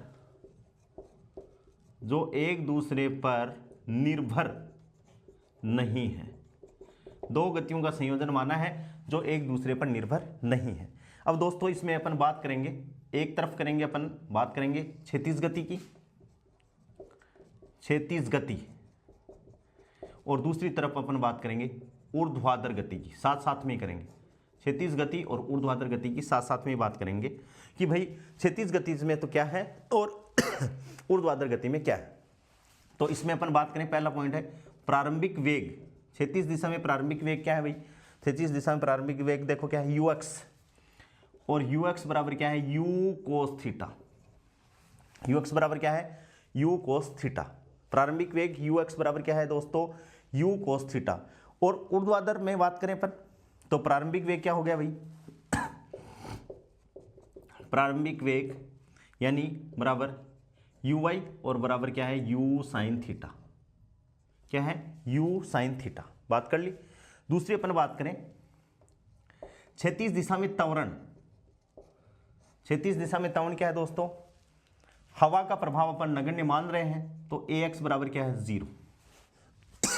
हवा का प्रतिरोध नगण्य मानने पर, और अपन ऐसा मानेंगे कि भाई क्षैतिज वेग है वो अपरिवर्तित रहता है, किसी प्रकार का कोई परिवर्तन नहीं हो रहा, तो त्वरण में परिवर्तन क्या है, त्वरण क्या होगा, शून्य होगा, क्योंकि वेग ये क्या है, वेग नियत है, तो त्वरण का मान क्या है, 0 है। तो क्षैतिज गति के लिए त्वरण क्या है दोस्तों, ax बराबर 0। ऊर्ध्वाधर गति के लिए क्या हो गया भाई, त्वरण का मान, भाई वस्तु को अपन ऊपर की तरफ फेंक रहे हैं और पृथ्वी का जो गुरुत्वीय त्वरण है वो नीचे की ओर है, तो त्वरण का मान यानी ay बराबर कितना हो गया दोस्तों, -g। क्या हो गया, -g आ गया त्वरण। ठीक है। अब तीसरी बात, किसी समय कण का वेग, किसी समय का मतलब है कुछ समय बाद में कण का वेग अपन माने, तो किसी समय कण का वेग क्या हो गया दोस्तों, उतना ही रहा, यानी अपना वेग तो क्या हुआ, ux बराबर u cos थीटा ही रहा। x डायरेक्शन में क्या रहा, ux बराबर u cos थीटा, या अपन मान सकते हैं vx बराबर किसी समय कुछ समय बाद में vx बराबर क्या हो गया, u cos थीटा ही रहा।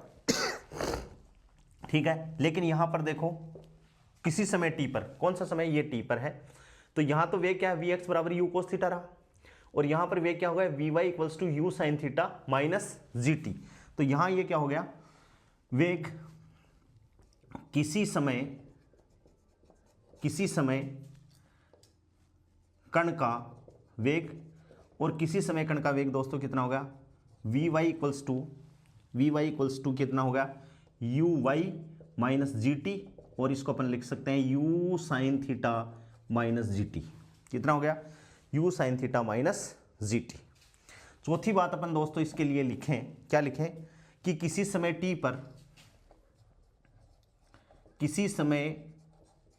t पर निर्देशांक, x निर्देशांक, x दिशा में निर्देशांक, कि कोई समय t है, x दिशा में निर्देशांक क्या हो गया, x बराबर क्या हो गया, uxt।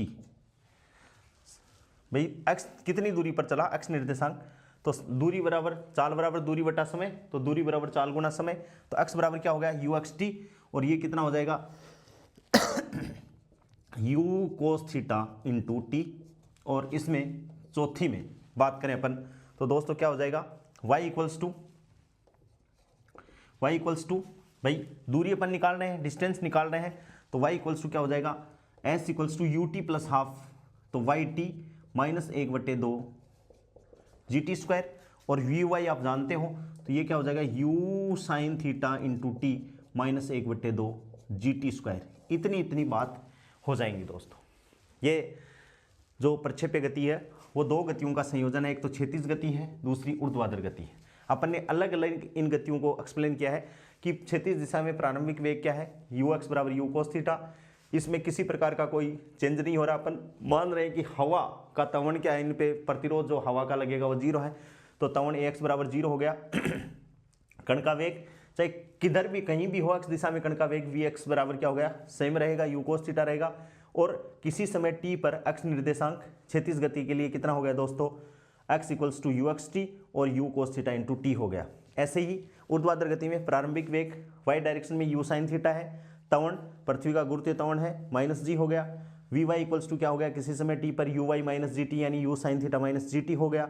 और चली गई दूरी या एक्स निर्देशांक है, ये क्या है दोस्तों, किसी समय बाद में कण की वाई डायरेक्शन में वाई डिस्टेंस पे, तो निर्देशांक है y equals to u y t minus 1/2 g t square, और यू वाई का दोस्तों अपन ने क्या रख दिया, मान रख दिया।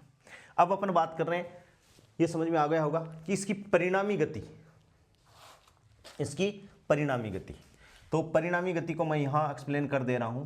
परिणामी गति क्या होगी, परिणामी गति, तो परिणामी प्रारंभिक वेग, परिणामी प्रारंभिक वेग क्या हो गया भाई, यह वेग है वो दो वेगों का कॉम्बिनेशन है, तो प्रारंभिक परिणामी प्रारंभिक वेग क्या हो गया दोस्तों, u सदिश equals to u x i cap plus u y j cap, क्योंकि दो टू डायमेंशनल मोशन है, तो u क्या होगा, x डायरेक्शन में वेग और y डायरेक्शन में वेग, तो ये क्या हो गया u कोस थीटा इंटू आई cap plus u sine theta into j cap. ये तो हो गया प्रारंभिक परिणामी प्रारंभिक वेग हो गया। ठीक है, और u की दिशा वो धरातल से कितना कोण बना रहा है, थीटा बना रहा है। दोस्तों एक ये बात यहाँ इंपॉर्टेंट है कि ये है वो धरातल, ये धरातल ही है भाई, अपन चाहे धरातल को यहाँ बनाए चाहे धरातल को अपन यहाँ बनाए, ये धरातल है, और इसका जो ये कोण है दोस्तों वो कितना है, अल्फा है। इस बात को आप ध्यान में रखना, ये जो कोण जो है ये कोण कितना है, अल्फा अपन मान के चलेंगे। ठीक है भाई, ये हो गया। दूसरा क्या है, कुल त्वरण, यानी ए बराबर दोस्तों दो प्रकार का त्वरण है, ए x i cap plus A Y j cap, और त्वरण की बात अपन लिखें तो डायरेक्शन 0 आई कैप और इसमें क्या हो जाएगा माइनस जी जे कैप, या हो गया तो माइनस का जी और इंटू जे कैप, ये आ गया परिणामी त्वरण आ गया। ठीक है, अब अपन बात करें कि समझ में आ गई बात। अब देखो नेक्स्ट अपन बात करते हैं आगे, क्षैतिज गति समझ में आ गई होगी। अब देखिए दोस्तों, परिणामी हो गया, समय टी पर कोई समय है, समय टी पर कण के निर्देशांक, कण के निर्देशांक x निर्देशांक तो क्या हो गए, x बराबर यू एक्स टी हो गए, और y बराबर क्या हो गए, u y minus 1/2 g t square. कण के निर्देशांक x बराबर तो क्या हो गया, यू एक्स टी, भाई x का मान अपन निकालें कुछ समय बाद में, तो x बराबर यू एक्स टी और y बराबर क्या हो गया, u y t minus 1/2 g t square. और t समय में परिणामी विस्थापन, t समय में परिणामी विस्थापन बराबर कैसे निकालेंगे दोस्तों, √x² प्लस वाई स्क्वायर। ठीक है, समय t पर कण का वेग, समय t पर कण का वेग, कोई समय है वहां पर समय t पर कण का वेग अपन माने, तो कण का वेग v, टू डायमेंशन में क्या लिखें, v x i cap plus v y j cap. यह है, ये समय t पर बात है, तो वी एक्स आई कैप और वी वाई जे कैप मान रख दें। तो वी एक्स बराबर तो क्या है दोस्तों, वी एक्स का तो यू एक्स है आई कैप और वी वाई क्या है, u y minus g t, और ये क्या हो गया, जे कैप। भाई वी वाई क्या है, u sine theta minus g t है, तो v y equals to u y minus क्या हो गया दोस्तों, जी टी हो गया। वी वाई बराबर क्या हो गया, u y minus g t. तो यहाँ से समय टी पर कण का वेग अपन लिखें, इनकी वैल्यू भी अपन पुट कर सकते हैं, यू एक्स तो यू एक्स बराबर क्या हो गया दोस्तों, u cos theta i cap और plus u sine theta minus g t और इंटू जे कैप, कि ये हो गया इनका प्रारंभिक वेग। किसी समय टी पर कण का वेग हो गया। वेग का परिमाण, वेग का परिमाण अपन जानते हैं कि v इक्वल्स टू क्या होगा, under the root v x square plus v y square, ये वेग का परिणाम हो गया। और यहाँ से यदि ये कोण अल्फा अपन ने माना है तो अपन माने क्या कि यदि धरातल से अल्फा कोण बना है, कितना कोण बना है दोस्तों, इसको अपन धरातल मान रहे हैं।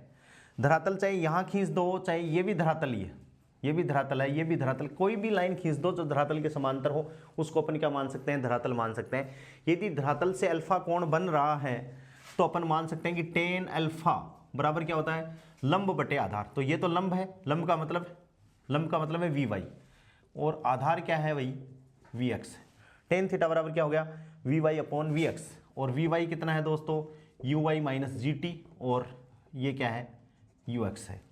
तो वैल्यू पुट करने अपन, तो यहाँ से टेन अल्फा बराबर you sine theta minus g T बटे यू कोस थीटा, ठीक है। और इसको अपन अलग अलग डिवाइड करें तो ये बात क्या आ जाएगी, ये इसको मैं मिटा रहा हूँ एक सेकेंड।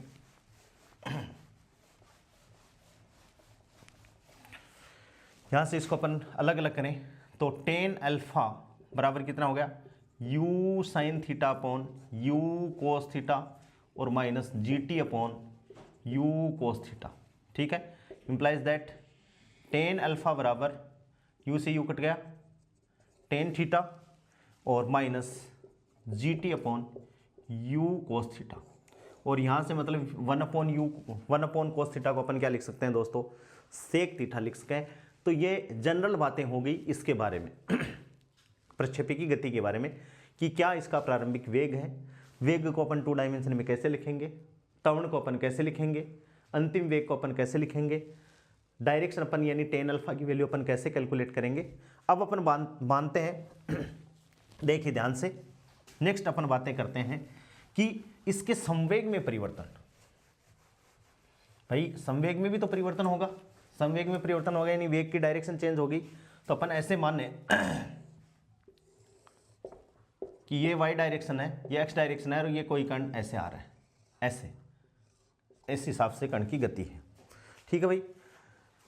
ये इसका a है और ये इसकी अधिकतम ऊंचाई है h है, और ये u वेग से फेंका जा रहा है जो प्रारंभिक वेग कोण कितना है, थीटा है, और ये इसके अपन करें, और यहाँ से ये कोण भी दोस्तों कितना है, थीटा है, ये कोण भी थीटा है। और यहाँ से ये जो है वी एक्स बराबर क्या है, यू कोस थीटा है, वी वाई तो यहाँ पर क्या है, 0 है। यहाँ पे कण का वेग क्या हो गया, यू हो गया। तो अपन ऐसे मान के चलें कुल कोणीय परिवर्तन, कुल कोणीय परिवर्तन, अपन बात किसकी कर रहे हैं, प्रक्षेप्य के संवेग, प्रक्षेप्य के संवेग में परिवर्तन की बात कर रहे हैं, प्रक्षेप्य के संवेग में परिवर्तन की बात कर रहे हैं दोस्तों।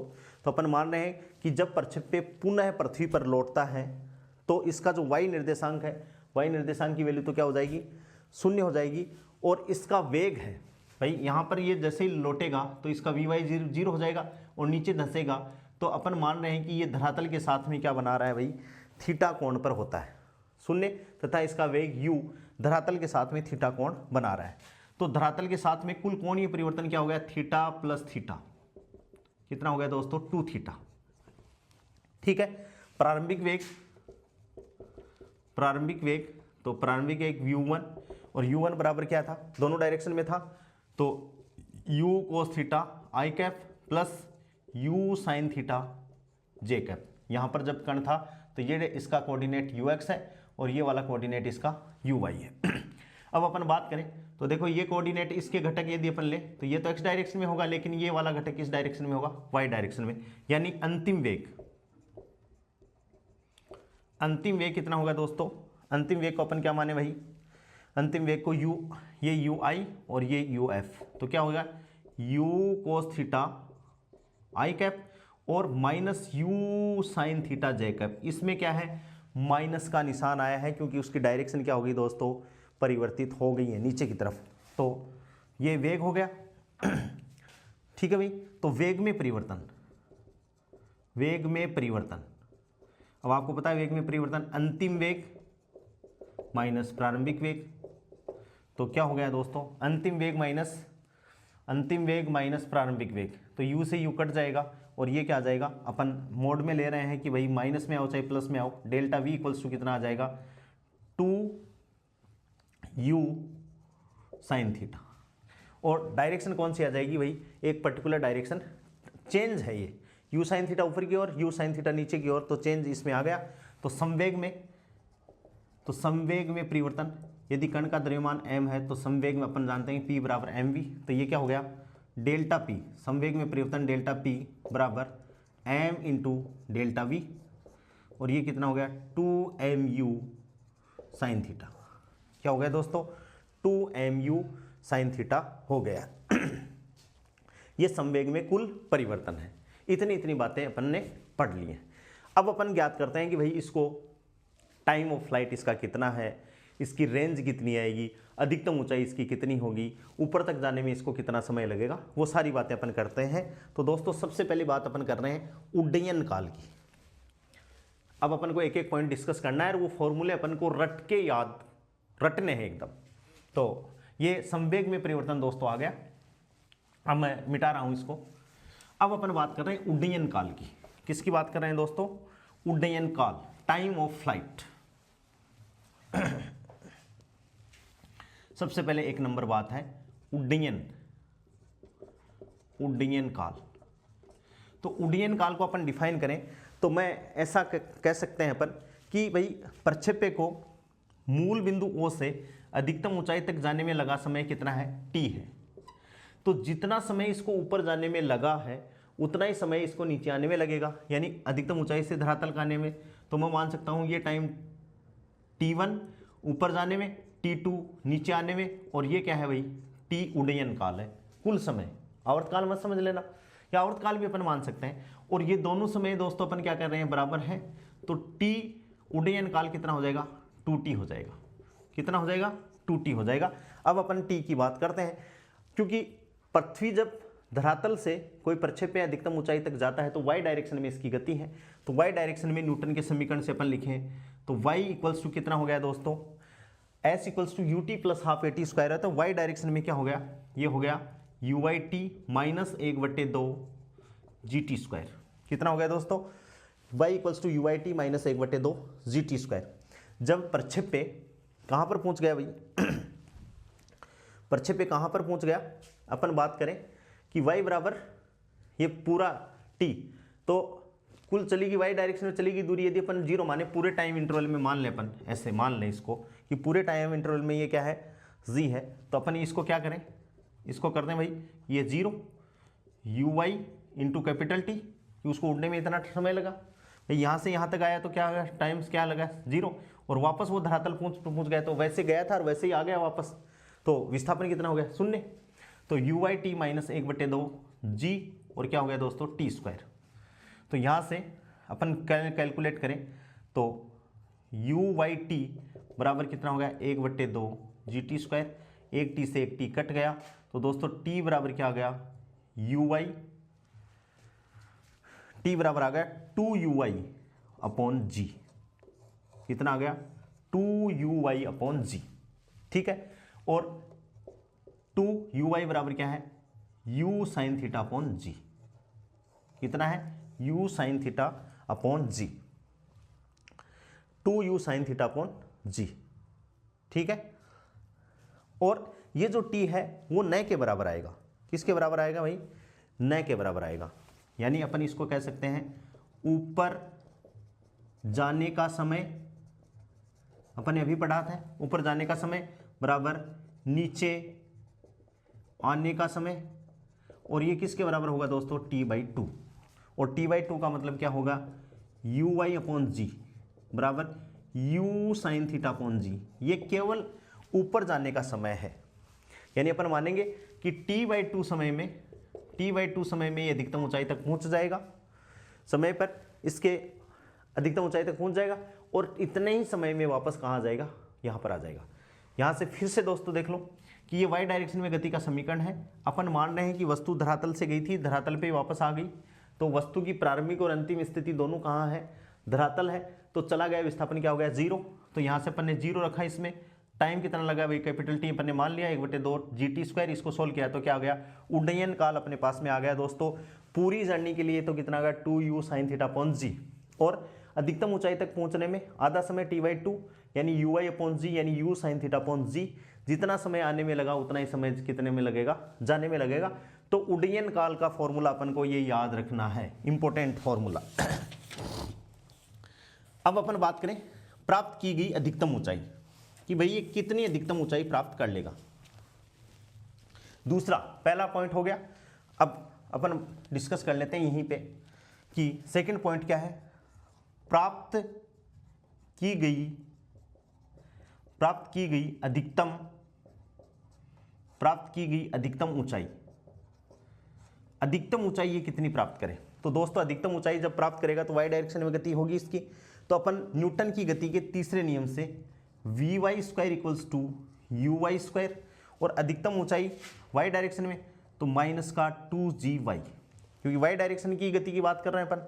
और अधिकतम ऊंचाई पर जब कण पहुंच जाएगा, यहाँ पर देखें तो वेग का वैल्यू क्या है 0 है, और चली गई दूरी कितनी है दोस्तों h है। तो अपन मान सकते हैं अधिकतम ऊंचाई पर vy बराबर तो 0 है और y बराबर कितना है दोस्तों h है। चली गई दूरी कितनी है h है। तो यहाँ से अपन बात करें तो ये क्या हो गया 0² बराबर uy² और -2gh। तो यहाँ से h की बात करें अपन तो h बराबर क्या हो गया uy²/2g, यानी uy का मतलब है u², भाई uy बराबर क्या है, uy बराबर है u sin θ। uy बराबर क्या है दोस्तों u sin θ है, तो uy² का मतलब है u² sin² θ/2g। कितना आ गया दोस्तों u² sin² θ/2g। ये हो गया अधिकतम ऊंचाई, प्रक्षेप्य के द्वारा अधिकतम ऊंचाई इतनी ये गेन कर लेगा। समझ में आ गई बात, अधिकतम ऊंचाई ये इतनी गेन कर लेगा, ये इसका सेकंड पॉइंट है।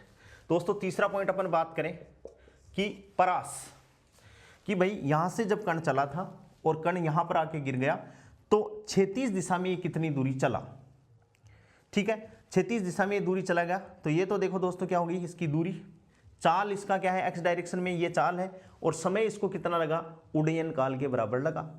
तो ये कण की, तो अपन कह सकते हैं तीसरा जो पॉइंट है वो अपन यहां कर सकते हैं, कण की गति के दौरान, कण की गति के दौरान, कण की पूरी गति के दौरान, या कण की संपूर्ण गति, और संपूर्ण गति का मतलब है दोस्तों उड़ान। तो कण की संपूर्ण गति यानी उड़ान के दौरान x दिशा में तय की गई कुल विस्थापन या कुल दूरी बराबर क्या हो गया भाई x, और ये क्या है uxt। समय बराबर दूरी बट्टा चाल, समय बराबर क्या है दूरी बट्टा चाल, तो चाल बराबर क्या हो जाएगा दूरी बट्टा समय। तो यहां से अपन बात करें, इसको अपन ने माना है रेंज माना है, ये x है, इसको मैं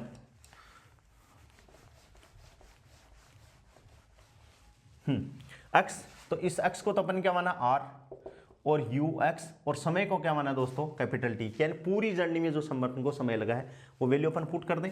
तो r बराबर ux, और t की वैल्यू अभी अपन ने निकाली है दोस्तों 2uy/g, कितनी निकाली है 2uy/g। तो यहां से r बराबर नया फॉर्मूला निकल के आ गया 2ux uy/g। यहां से भी न्यूमेरिकल आ सकता है कि x डायरेक्शन में वेग दे दे प्रारंभिक, y डायरेक्शन में प्रारंभिक दे दे कि रेंज कितनी होगी, तो अपन को ये फॉर्मूला 2ux uy/g। अब अपन इसकी वैल्यू पुट करें r, तो दोस्तों क्या है 2u cos θ u sin θ upon कितना हो गया g, और यहां से अपन इसको करें तो u को u से, तो यू स्क्वायर, और ये क्या हो गया 2 sine theta cos theta upon g, और 2 sine theta upon cos theta बराबर अपन क्या लिख सकते हैं साइन 2 थीटा। तो यहाँ से ये रेंज का जो फॉर्मूला हो गया वो हो गया u square sine 2 theta upon g.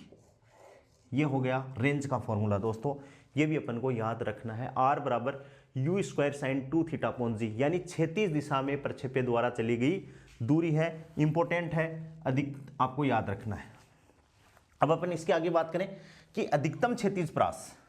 तो दोस्तों अधिकतम क्षैतिज परास की जब अपन बात करें तो इसमें जो कोण आया है वो क्या है साइन 2 थीटा है।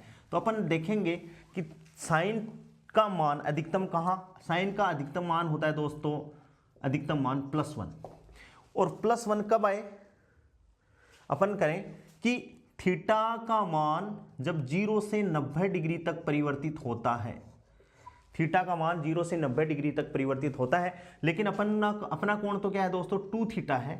तो 2 थीटा है, तो जैसे ही अपन 0 से 90 डिग्री में चलेंगे तो थीटा से 45 डिग्री जैसे ही अपन चलेंगे तो वहां पर अपनी चाल है वो क्या हो जाएगी अधिकतम हो जाएगी, क्योंकि 2 थीटा है और थीटा में 45 डिग्री में 2 का गुणा होते हैं 90 डिग्री और साइन 90 डिग्री अधिकतम मान देता है। तो अपन क्या कहेंगे भाई R equals to R maximum जब थीटा इक्वल्स टू कितना डिग्री दोस्तों 45 डिग्री। कितना हो गया थीटा बराबर 45 डिग्री, ठीक है। और 45 डिग्री के बाद में कोई पूछे कि भाई थीटा बराबर 45 डिग्री तो हो गया, तो 90 डिग्री हो गया, 90 डिग्री के बाद में परास का मान घटेगा, इस बात को आपको ध्यान में रखना है। तो यहां से आर मैक्सिमम अधिकतम परास कितनी होगी दोस्तों यू स्क्वायर अपॉन जी, कितनी होगी यू स्क्वायर अपॉन जी, या यू स्क्वायर साइन 2 और इंटू 45 डिग्री बराबर कितना होगा यू स्क्वायर साइन 90 डिग्री और अपॉन कितनी होगी जी, यानी यू स्क्वायर अपॉन जी। ये क्या होगी इसकी अधिकतम परास आर मैक्सिमम कितनी होगी दोस्तों यू स्क्वायर अपॉन जी। इस बात को आपको ध्यान में रखना है, ये क्या होगी इसकी अधिकतम परास होगी, ठीक है। अब अपन बात करते हैं कि भाई ये जो प्रक्षेप्य आया इसके पथ का समीकरण क्या होगा, कि भाई ये कर्व है कैसा है, गोलाकार है, प्रवलयाकार है, किस हिसाब से है। तो दोस्तों अपन कहते हैं प्रक्षेप्य के पथ की समीकरण। नेक्स्ट अपना जो चौथा जो टॉपिक है पॉइंट है इसमें, तो अपन कहेंगे प्रक्षेप्य के पथ का समीकरण। ये समझ में आ गया होगा, बहुत सिंपल है, आसान है। तो अपन नेक्स्ट बात करते हैं प्रक्षेप्य के पथ का समीकरण। चौथा पॉइंट प्रक्षेप्य के पथ का समीकरण। ये समीकरण अपन को डायरेक्ट भी पूछ सकते हैं। तो अपन प्रक्षेप्य के पथ का समीकरण कैलकुलेट कर रहे हैं। तो अपन क्षैतिज दिशा में बात करें तो क्षैतिज दिशा में दोस्तों क्या था, क्षैतिज दिशा में अपन बात करें निर्देशांक की तो x बराबर क्या था यू एक्स इंटू टी, और ऊर्ध्वाधर दिशा में बात करें तो y बराबर यू वाई टी माइनस 1/2 क्या था जी टी स्क्वायर। ये y डायरेक्शन में है।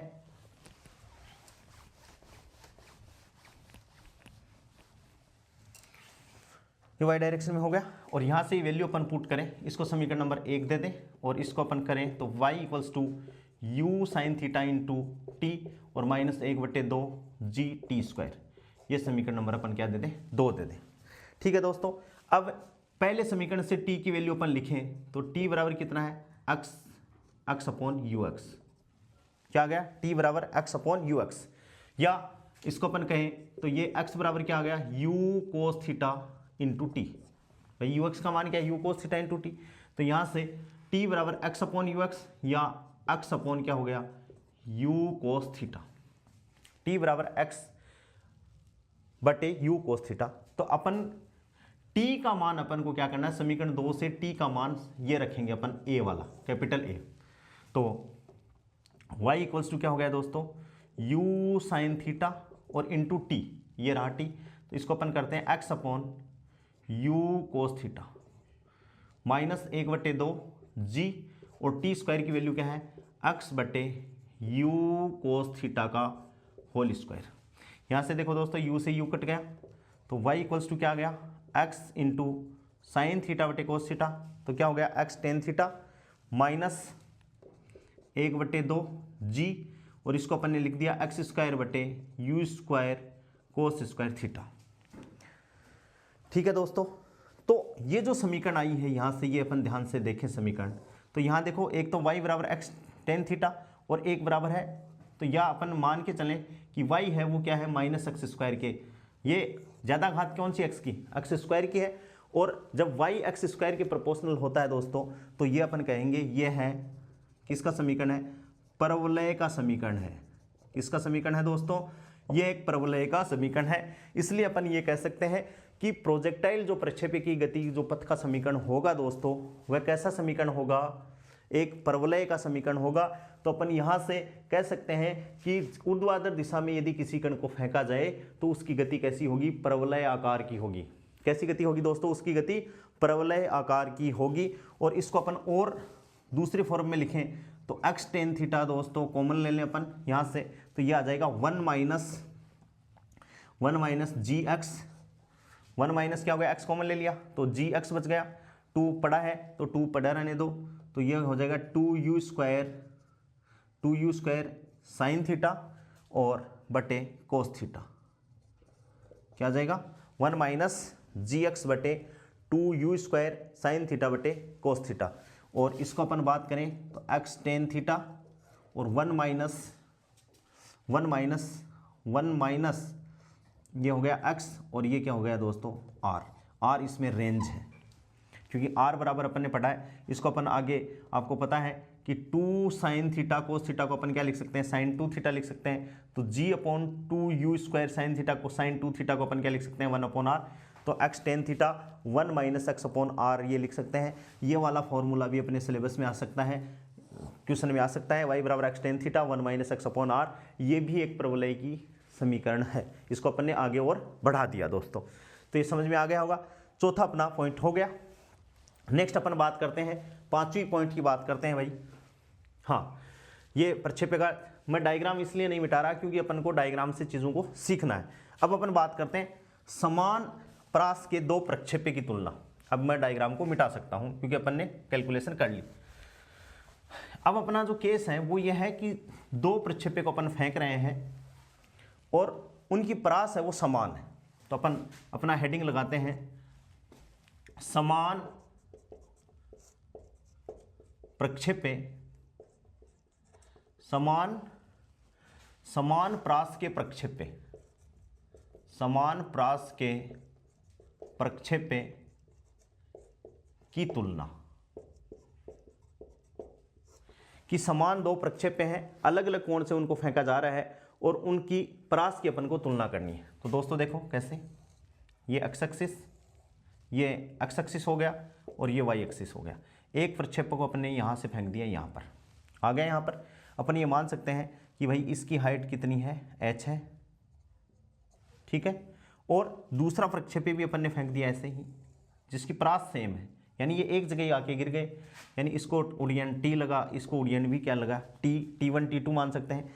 ये जो प्रक्षेप्य है इसका वेग कितना है, u है, और ये यहाँ से कोण कितना बना रहा है दोस्तों, थीटा। और जो दूसरा प्रक्षेप्य है उसका वेग भी u है और ये यहाँ से कोण कितना बना रहा है, 90 डिग्री माइनस थीटा। इस बात को आपको ध्यान में रखना है। ये जो परास है दोनों की, ये कितनी है, r है, इसको टाइम t लगा, इसको टाइम t लगा, और इसकी ये हाइट कितनी हो गई, यहाँ से ये अपन हाइट, तो ये क्या होगी दोस्तों, अधिकतम ऊंचाई। एक ही h1 t1 h2 t2 अपन ने ऐसा इसको मान लिया। ये y डायरेक्शन में एक प्रक्षेप्य वो धरातल के साथ में थीटा कोण बना रहा है और दूसरा जो प्रक्षेप्य है समान वेग से 90 डिग्री माइनस थीटा पे, यानी ये कोण है 90 डिग्री माइनस थीटा पे, और ये कैलकुलेशन इस हिसाब से अपने पास में है। अपन मान रहे हैं कि जब दो प्रक्षेप्य समान चाल से, एक थीटा कोण पर और दूसरा 90 डिग्री माइनस थीटा कोण पर प्रक्षेपित किए जाते हैं, तो उनकी परास तो समान है लेकिन उनके द्वारा दी गई अधिकतम ऊंचाई अलग अलग, और उनका उड्डयन काल भी दोस्तों क्या होगा, भिन्न भिन्न होगा। उनका उड्डयन काल भी क्या होगा, भिन्न भिन्न होगा। अब अपन जानते हैं कि जब थीटा वाली तो अपन ने कैलकुलेशन की है, और थीटा के स्थान पर अपन को दोस्तों क्या रखना है, 90 डिग्री माइनस थीटा रखना है और देखने हैं क्या चेंजेस होने हैं। तो अपन बात करेंगे किससे, थीटा कोण पे और 90 डिग्री माइनस थीटा कोण पे, दोनों साथ साथ ही अपन बात करेंगे और कैलकुलेशन बहुत आसान हो जाएंगी। तो एक तो बात कर रहे हैं अपन थीटा कोण पर, किस पर कर रहे हैं, थीटा कोण पर, और एक दोस्त अपन बात कर रहे हैं 90 डिग्री माइनस थीटा कोण पर। अलग अलग बात कर रहे हैं। तो यहाँ से देखो थीटा कोण पर अपन बात करें तो आर बराबर अभी अपन ने फॉर्मूला पढ़ा है u square sine 2 theta upon g, अपन ने पढ़ा है भाई। और 90 डिग्री माइनस थीटा पर अपन बात करें तो इसको अपन मान लेते हैं आर डेस। तो आर डेस बराबर क्या होगा यू स्क्वायर साइन 2 और थीटा की जगह दोस्तों कितना 90 डिग्री माइनस थीटा अपॉन क्या लिख दें जी। अपन ने क्या मान लिया 2 मान लिया और 90 डिग्री माइनस थीटा कर दिया। और यहाँ से इसको अपन करें तो u square sine 180 degree minus 2 theta upon g. और अपन को ये सूत्र होता है साइन 180 डिग्री माइनस 2 थीटा बराबर दोस्तों कितना होता है साइन 2 थीटा होगा। ये फॉर्मूला है साइन 180 डिग्री माइनस 2 थीटा बराबर क्या होता है साइन 2 थीटा। ठीक है दोस्तों, तो यहाँ से r बराबर तो क्या हो गया u square sine 2 theta upon g. और इसमें भी r डैश बराबर कितना हो गया u square sine 2 theta upon g. यानी दोस्तों प्रास दोनों की क्या हो गई बराबर हो गई। तो अपन कह सकते हैं अतः है r बराबर कितनी हो गई r डैश। देख लो चाहे, क्योंकि यहाँ पर फॉर्मूला क्या है साइन 180 डिग्री माइनस 2 थीटा। तो साइन 180 डिग्री माइनस 2 थीटा बराबर दोस्तों कितना होता है साइन 2 थीटा होता है, उसमें कोई परिवर्तन नहीं होता है। अब अपन बात कर रहे हैं किसकी ऊंचाई की। ये तो किसकी कर ली अपन ने प्रास की। अब अपन बात कर रहे हैं किसकी ऊंचाई की। ठीक है दोस्तों, तो ऊंचाई का फॉर्मूला थीटा कोण पर अभी अपन ने पढ़ा है h बराबर क्या आया you square sign square theta upon 2g। ये तो हो गया इस प्रक्षेप्य के लिए जिसको अपन ने माना है h माना है, इसको अपन h डैश मान लेते हैं, इसको t और इसको t डैश। ठीक है भाई, h बराबर क्या हो गया u square sign square theta upon 2g। और h डैश बराबर दोस्तों कितना हो गया h डैश बराबर यू स्क्वायर और sine square 90 degree minus theta बटे क्या हो गया 2g। और साइन 90 माइनस थीटा याद रखना है ये दोस्तों क्या हो जाता है कोस थीटा हो जाता है, दूसरे क्वाड्रेंट में चला जाता है। तो यहाँ से h डैश बराबर दोस्तों क्या हो गया u square sign 90 degree cos theta, sine square है तो ये क्या हो गया कोस स्क्वायर थीटा अपॉन 2g। दोस्तों क्या हो गया यू स्क्वायर कोस स्क्वायर थीटा अपॉन 2g। तो यहाँ से अपन बात करें क्या बात करें कि h अपॉन एच डैश की अपन बात करें दोस्तों, तो h अपॉन एच डैश कितना हो गया भाई, इसको इसमें भाग देंगे, इसका उसमें भाग देंगे तो ये कट गया और क्या आ गया sine square theta upon cos square theta. और sine square theta upon cos square theta दोस्तों कितना होता है टेन स्क्वायर थीटा। कितना होगा टेन स्क्वायर थीटा। या यहाँ से अपन कह सकते हैं h बराबर या h डैश बराबर h upon ten square theta. क्या कह सकते हैं h डैश बराबर h upon ten square theta. ऐसे ही अपन दोस्तों क्या बात करें नेक्स्ट बात करें अपन इसकी बात करें कि h डैश को अपन गुणा करें। भाई h अपन को पता है h डैश भी अपन को पता है दोस्तों, तो इसको गुणा करें तो देखो h कितना है u square sign square theta into you square sign square theta into you square cos square theta, इधर भी 2g इधर भी दोस्तों कितना 2g, ये 2g और ये भी 2g। तो इसको अपन करें तो ये क्या हो जाएगा u की पावर 4 और sine square theta into cos square theta into ये u की घात 4 है। ठीक है, और ये क्या होगा 2 दूनी 4 और g स्क्वायर। ठीक है, इसको अपन बात करें तो देखो क्या हो जाएगा ये हो जाएगा r स्क्वायर अपॉन 16। इसको अपन कैलकुलेशन करेंगे तो ये रेंज जो अपनी है वो क्या होगा h डैश बराबर दोस्तों कितना हो जाएगा r स्क्वायर 16। और यहाँ से अपन r निकालें तो कितना होगा 16h डैश r स्क्वायर बराबर, तो r बराबर क्या होगा 4 under the root h dash हो जाएगा दोस्तों। ये फॉर्मूला भी इंपॉर्टेंट है, क्या आ जाएगा 4h डैश। इसको अपन सोल्व कर लें, ये रहा r। तो यहाँ से देखो u square sine theta cos theta है ना, साइन 2 थीटा का मतलब है साइन थीटा कोस थीटा, तो sine theta cos theta upon g. तो ये 4 नीचे है जी स्क्वायर हो जाएगा तो वो 2 उधर से आ जाएगा, तो 4 चौक कितना हो जाएंगे दोस्तों r स्क्वायर बटे 16 हो जाएगा।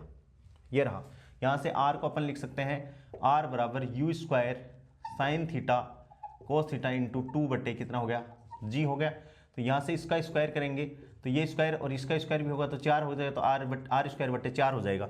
और आर स्क्वायर बट्टे 4 हो जाएगा तो ये 4 पहले से ही है, यानी इसके बराबर क्या हो जाएगा दोस्तों, आर स्क्वायर बट्टे 4।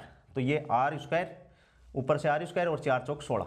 ठीक है दोस्तों, अब अपन बात करें किसकी, दोनों को जोड़े।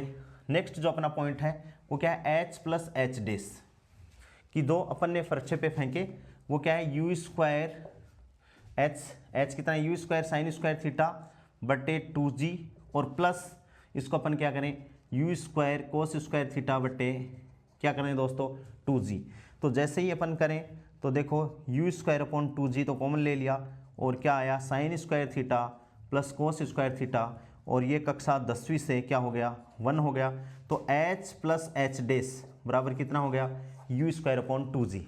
कितना हो गया दोस्तों, तो ये फॉर्मूला h इंटू एच डेस बराबर आर स्क्वायर अपॉन 16, आर बराबर कितना हो गया 4 एच डेस, एच प्लस एच डेस बराबर यू स्क्वायर अपॉन 2g और h अपॉन एच डेस बराबर टेन स्क्वायर थीटा। दोस्तों ये अपन को याद रखने हैं, समझ में आई। और अब एक लास्ट का पॉइंट और है, प्रक्षेप्य की गतिज ऊर्जा।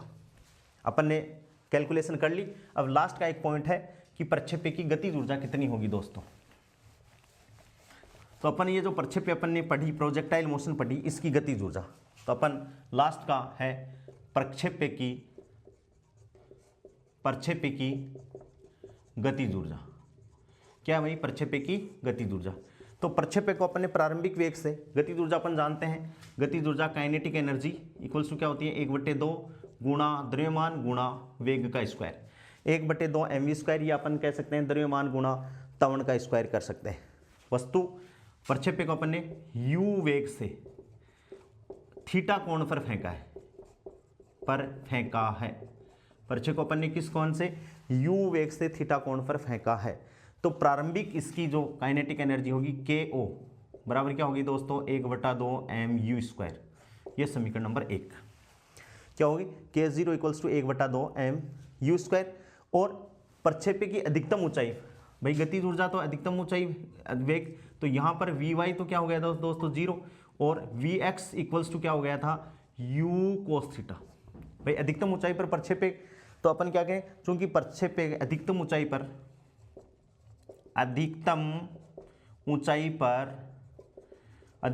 पर वेग क्या है दोस्तों v x इक्वल्स टू क्या था y तो 0 था, Vy बराबर 0 और यहाँ से ये क्या था u cos थीटा। भाई x डायरेक्शन में प्रक्षेप्य का वेग था, तो अधिकतम ऊंचाई पर क्या हो गया दोस्तों k, ये तो प्रारंभिक होगी, और अधिकतम ऊंचाई पर k बराबर क्या हो गया 1/2 m vx स्क्वायर, वह तो अलग 0 हो गया, तो ये क्या हो गया 1/2 m और u cos थीटा का स्क्वायर, तो ये क्या हो गया 1/2 m u स्क्वायर कोस स्क्वायर थीटा। क्या हो गया भाई 1/2 m u स्क्वायर कोस स्क्वायर थीटा। और यहाँ पर अधिकतम ऊंचाई पर k बराबर क्या हो गया दोस्तों, ये KO, ये तो क्या हो गई प्रारंभिक, और ये क्या हो गया कोस स्क्वायर थीटा।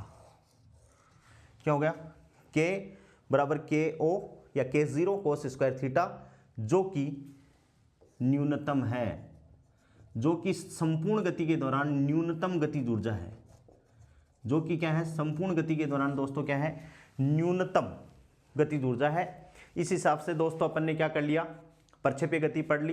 प्रक्षेप्य गति में धरातल से अपन ने तिर्यक धरातल से धरातल प्रक्षेप्य गति पढ़ी है। अब इसके अपन क्या करेंगे दोस्तों, न्यूमेरिकल क्वेश्चन करेंगे और अपनी क्लास को दोस्तों कंटिन्यूस करेंगे। आप लोगों से भी मेरे को ये उम्मीद है कि आप भी इसके न्यूमेरिकल क्वेश्चन करेंगे। आज के लिए इतना ही, बहुत बहुत धन्यवाद।